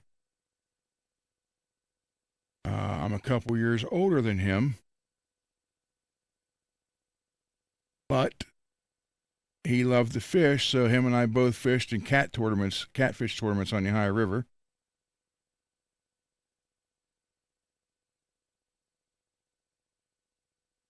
Man, I think I deleted it. Sent it to Rich and Johnny.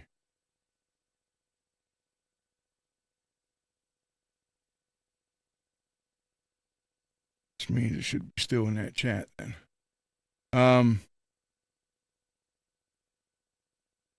Brad's guitar teacher was a guy by the name of Roger Horde from CA House in St. Clairsville, Ohio. Yeah, here it is. And I went into St. Clairsville. I went into the store because I had to buy MPN 7-string set because I didn't have another set of that. And while I was in there, Roger was playing in his office on a Telecaster, and I recorded it. Then I stopped in to see him. I'll play it. Here, listen. What you're hearing in the background is Roger Horde, who was Brad Paisley's guitar teacher.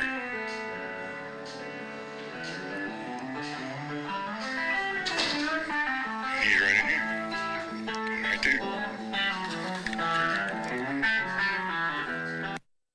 Okay, so now you see where Brad gets his style. Now I'll show you this one. I'll turn the mic so you can actually talk. Roger, and I asked him how long Brad took lessons from him.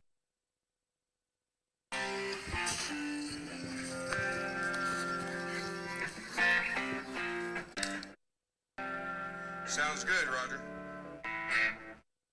Huh? That sounds good. Thank Sounds you. really good. Got a new amp. Just trying to break it in, you know. Just kind of break it in before you take it out of the world and destroy it.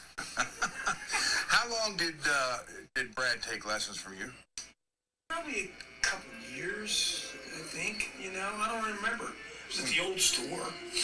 Oh, in Wheeling? Yeah, no, up Oh, the road so- there. okay. We had rooms side by side. I was in the first room on the aisle, and he was in the room behind me. And they used to flood when it rained too hard. We used to have to get, you know, dehumidifiers to go in there and soak up the water. The good old days. I know. You doing all right? Yeah. Good. Yes, I am. So, yeah, I heard you here. Like, man, you forgot more than I could ever learn. Well, I'm trying to remember it myself. See you, Roger. So that was Roger Horde, Brad Paisley's guitar teacher, and he joins Brad on stage every now and then too. Yeah, he married Kimberly something. I don't remember what her last name was. She was on that show with Belushi, John Belushi's brother, Jim. And she was in his Brad's video, the was it the fishing song or whatever it was called. I'm gonna miss her. Yeah. So yeah, and it's funny because the first guitar player that was in the band with me and singer went to school. They were a year older than Brad, but they went to the same high school with him. And they had joined the band. We just got the band together, and they were already out of school, 1 year out. So it was Brad. I think maybe it was 1 or 2 years they were ahead of him. So he was either a junior or a senior. But that's high school had a talent show. Well, because they were alumni, they signed my band up in there. So we played the talent show, and we beat Brad.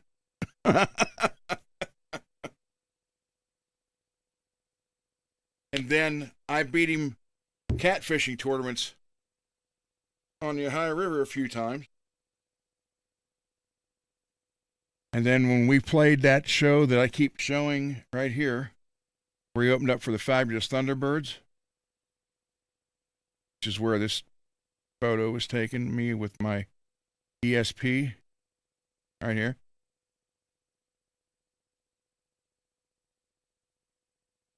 This one. Believe it or not, Brad opened for us. So there was a reggae band, then Brad, then us, and then the Fabulous Thunderbirds.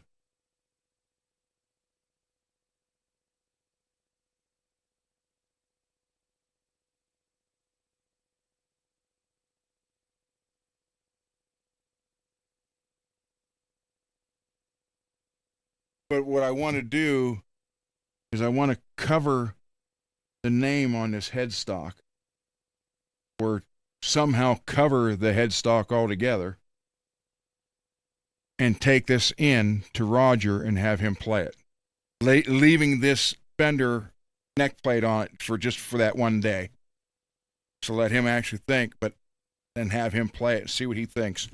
Because there's a guy who he's in the 1170 band, has been for I don't know how many years.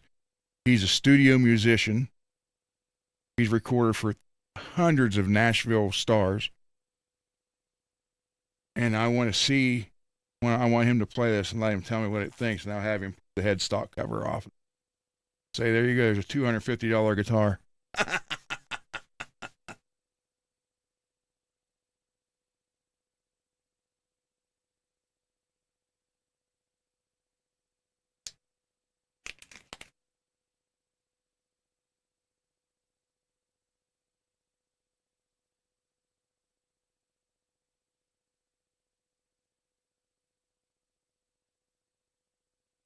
answer.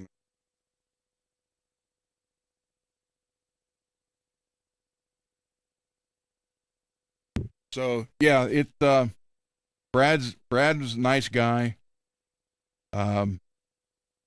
Roger is an extremely nice guy. That's been his job at CA House Music for 40 years, 45. He just turned 72, I think.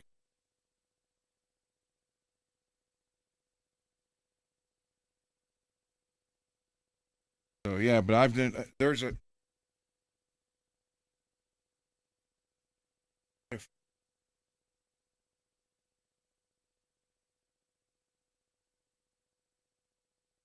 sent a photo.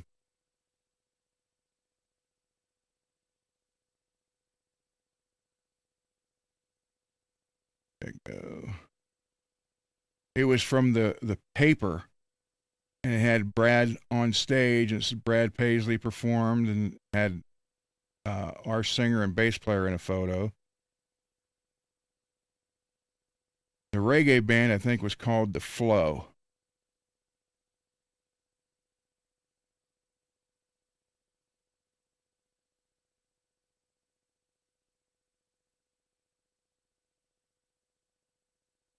I got over 5,000 photos on here. I'm not going to sit and look through all of them. So any other questions, anything at all, let me know. I mean, I know this isn't exactly the most, tonight is, kind of a somber mood anyhow. But between Billy Ray and my wife not getting that one she was hoping for, and my mom they're trying to decorate my mom's house, and I guess she's just break down and crying over my dad. And my dad used to sing, so he recorded hours of him singing Christmas music, and I guess that's all she's playing. And we're going to bring her down here for the holidays, get her out of that house. So I know today's not that exciting, not that much. There's a lot of stuff going on. Next Monday I'll have something fresh to work on, and the whole show will be working on whatever it is. Hopefully this week I get to do the painting. I got to get CC's done.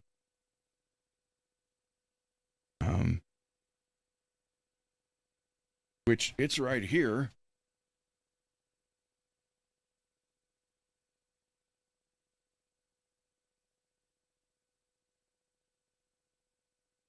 Clear it again. But the decals, you don't feel them. That's how much clear is already on it. I sanded it all down. So, I just need to shoot 2 coats of good clear on this and let it sit, and that's it. Then I can put it together and get it to him. So that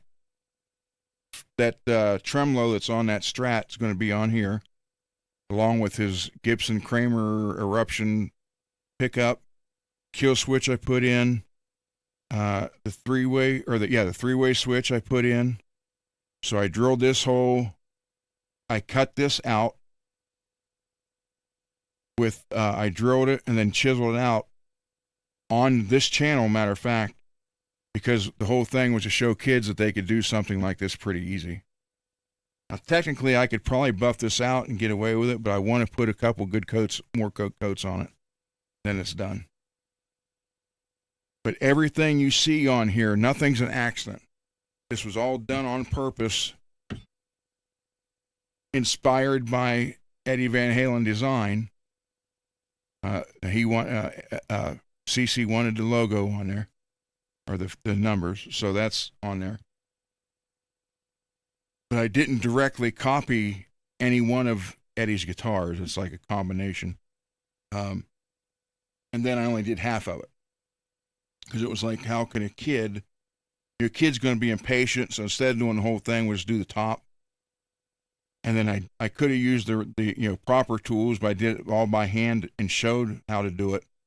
Same way with this, I had to use the drill press. So it's going to have a kill switch here, 1 pickup, 1 volume, no tone, but yet a 3-way switch. And for those of you who's hiding in the background watching, it's going to be down will be just the pickup itself. In the middle will be the pickup, one type capacitor, and up will be the pickup with either both capacitors or a different one. So you're going to have 3 different sounds out of one pickup with no tone. It's going to be kind of different. But yeah, you know, if those are decals that was stuck on the white and black, and you don't feel them at all.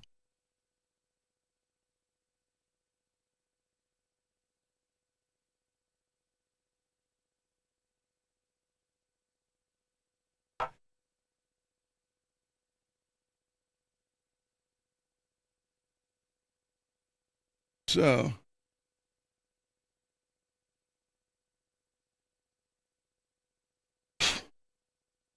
sanding stuff off of that one. Yeah, I gotta take the air hose and blow that one out, wipe it down, and then put 2 good automotive clear coats on it and let it sit, then put it all together and ship it out to Cece and finish Dane's. So I'm hoping I get like 2 days of good weather so I can get those done. Oh, I did. Dane's headstock gal came in finally.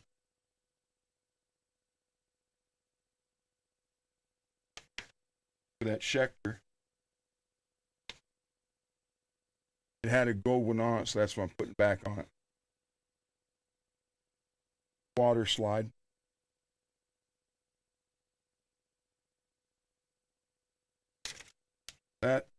Get that done. I'll go get the neck. The neck had a big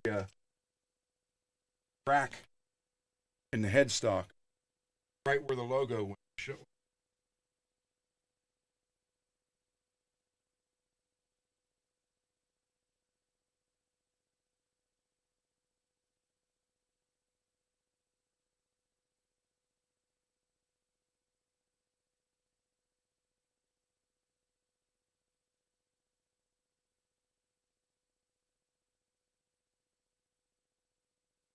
It's all it's ready to be just sanded down and painted, but it had a crack going across here. Can't tell it now.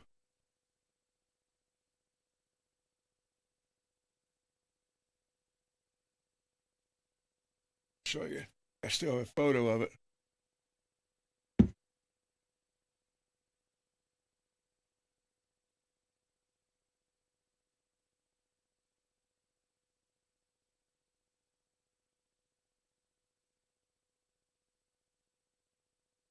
Hold on.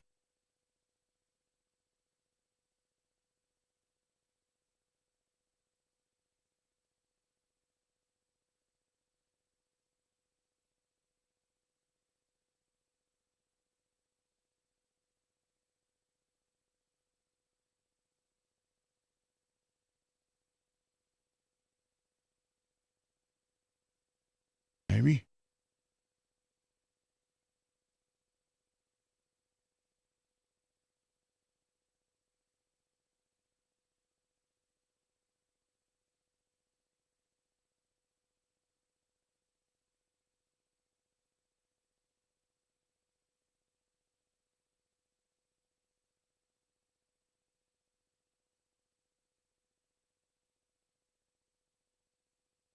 Well, thought I had a picture of it. Swear I did.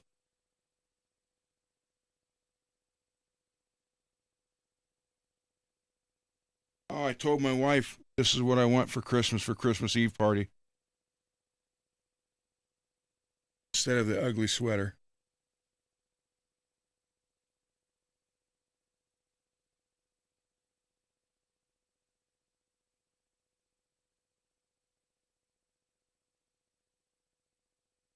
Oh, and that eerie swirl.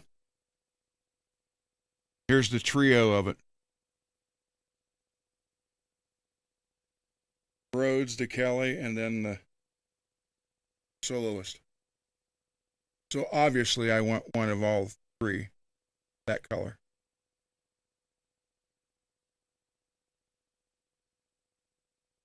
I'm a third of the way there.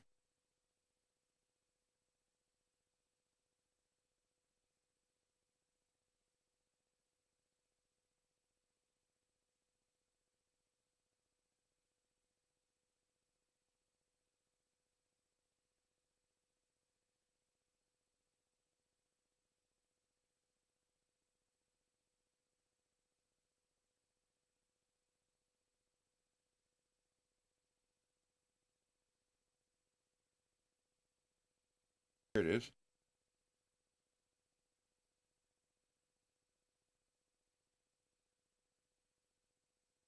Yeah. And I don't under, it's not a crack. It looks like someone took a saw to it.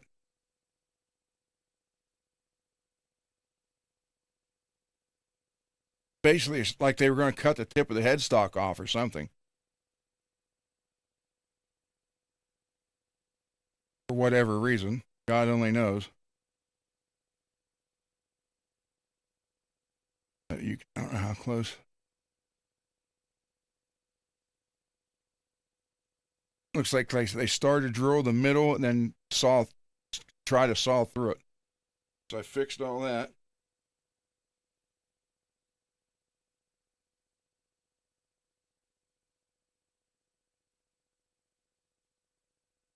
Dane wanted that fixed, so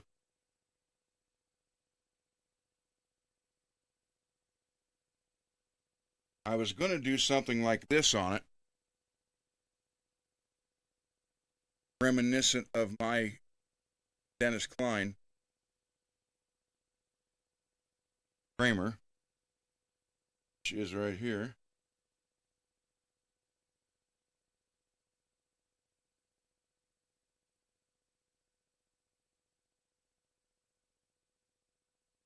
Again, 5,000 photos.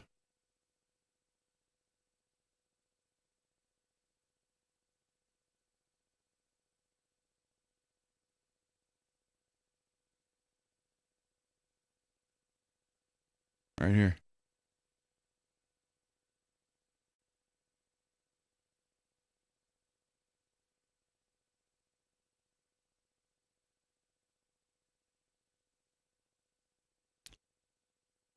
Then, let's see.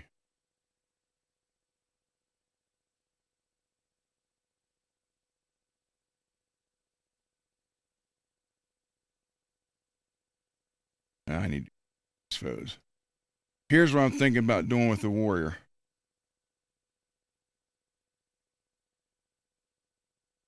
Which is when I drew the two skulls on, then I took them off. Wiped them off with alcohol. Here's exactly what I'm thinking of doing to it.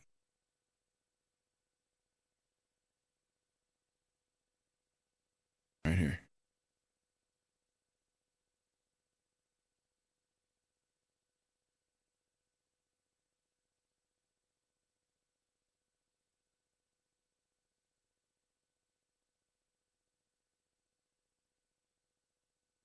With the handprint.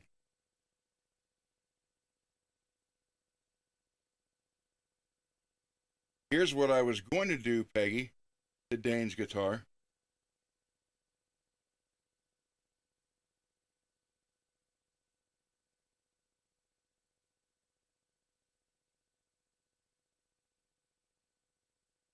Something like that. Because he's 80s. He's all 80s. 80s hair metal. So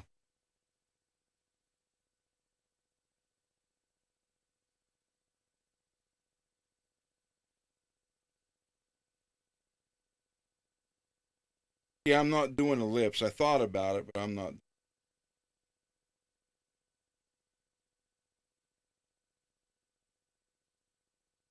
Oh, I can show you this, then we'll call it a night after.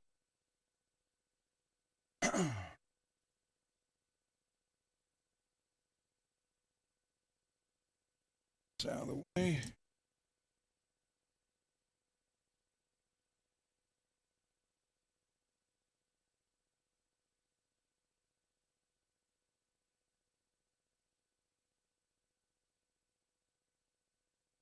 case that Rich gifted me. Thank you, Rich, Bay Area Rich. I don't know what guitar it was for. It was like a screwed up B. Messed up. Anyhow, I had to take it apart, cut it out for bones. So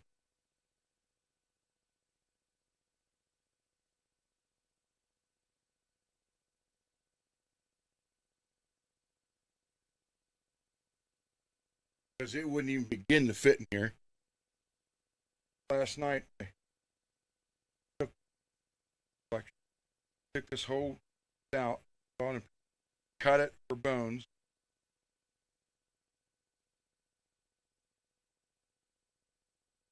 Bone, headstone case.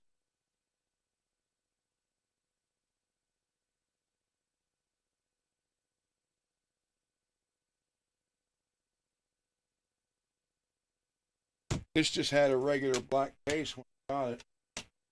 And then, believe it or not, because I always had this, hanging on the wall, Cole ended up taking the case. He uses it. So I haven't had a case for this for probably 10 years. And I always wanted one of these and just happened to be at the Starving Musician store, literally 5 minutes from Rich's house. He went and picked that up for me.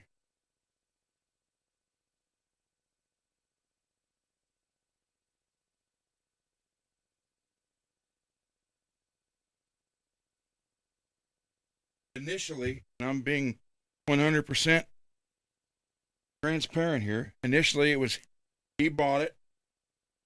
Now, I still don't know. I know what they were asking for, but he gets better prices there. So I'm sure he got a better price than what they wanted. And then the deal was, he was going to buy it. They shipped it to me from that day. They shipped it from the store to me. And then I was just going to pay him back for it. Well, either today or yesterday, I sent him pictures and told him that I, cut that all out and everything and got it all back together and now it fits. I said, "What do I owe you for it?" He said, "Give me a big hamburger." So, thank you, Rich.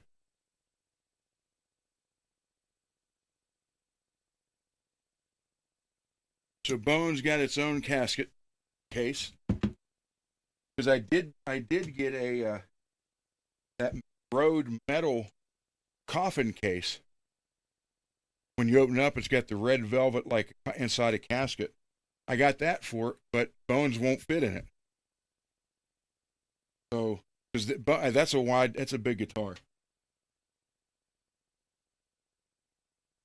And it didn't even come close to fitting in this one.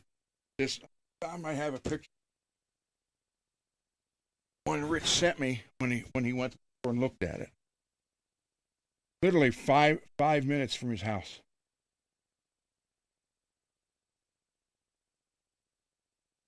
He went and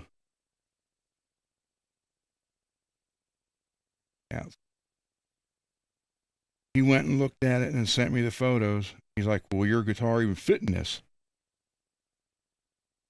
And because it was like it was weird because it was like this, so it comes straight on both sides, then curved in, then it was round.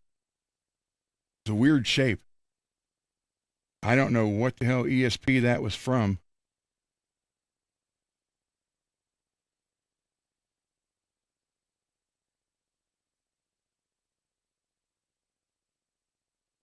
Yeah, here it is.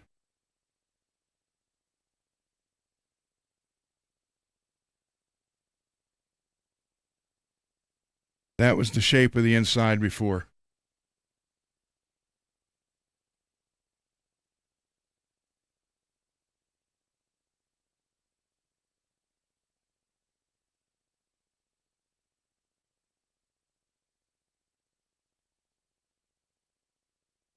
Yeah, no, not magnetic. No. But there it is at the store. He went and looked at it and sent me the pictures.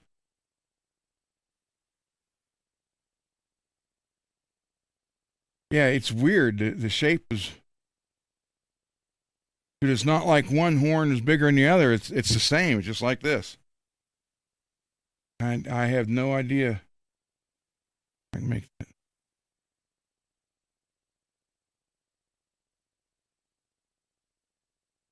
Ah.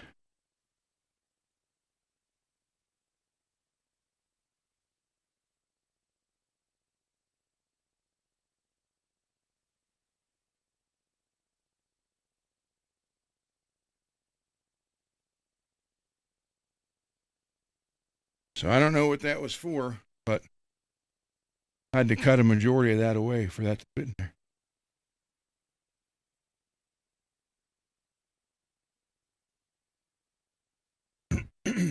All right. No, this is not magnetic. They're out of these now. They're like $30 on the D'Addario website. They're nice. This one kind of got ruined from the sanding and soldering, but I have another new one through their points. When you're on their strings, you buy packet strings, you get points. I got enough points where I got a new one that's still sealed up. So at some point, when I get mat for the other side behind me, which I probably could just use this one, I'll do all the sanding and stuff over there with the other one here because I don't want to ruin another one. I got enough points to get a second one, and I looked last night and they're out of them. They're temporarily out of stock. They're like $30, $31, $32, somewhere around there. I didn't even know they made them until I saw Dane do a video. He had one on his table, and I was like, oh, crap. So I started looking for it, and they were out of stock of them then. Yeah, this ended up getting burnt right there with some solder. Here. And there's another spot somewhere. Oh, there's like a circle burn right here. I don't want it, I didn't plan on using this one for the soldering. And then after I did and it got that first burn, I was like, well, too late now. I can't do nothing with it. I mean, it's literally right there. First burn. This is the biggest one, too. So I figured I'll just leave this one on there till it's time to change. Or I could find me. I don't want to do the sanding on this table. I am 3D printing a stand to lift the soldering station up, and this stuff here will be able to go under it, out of the way. I just don't like clutter.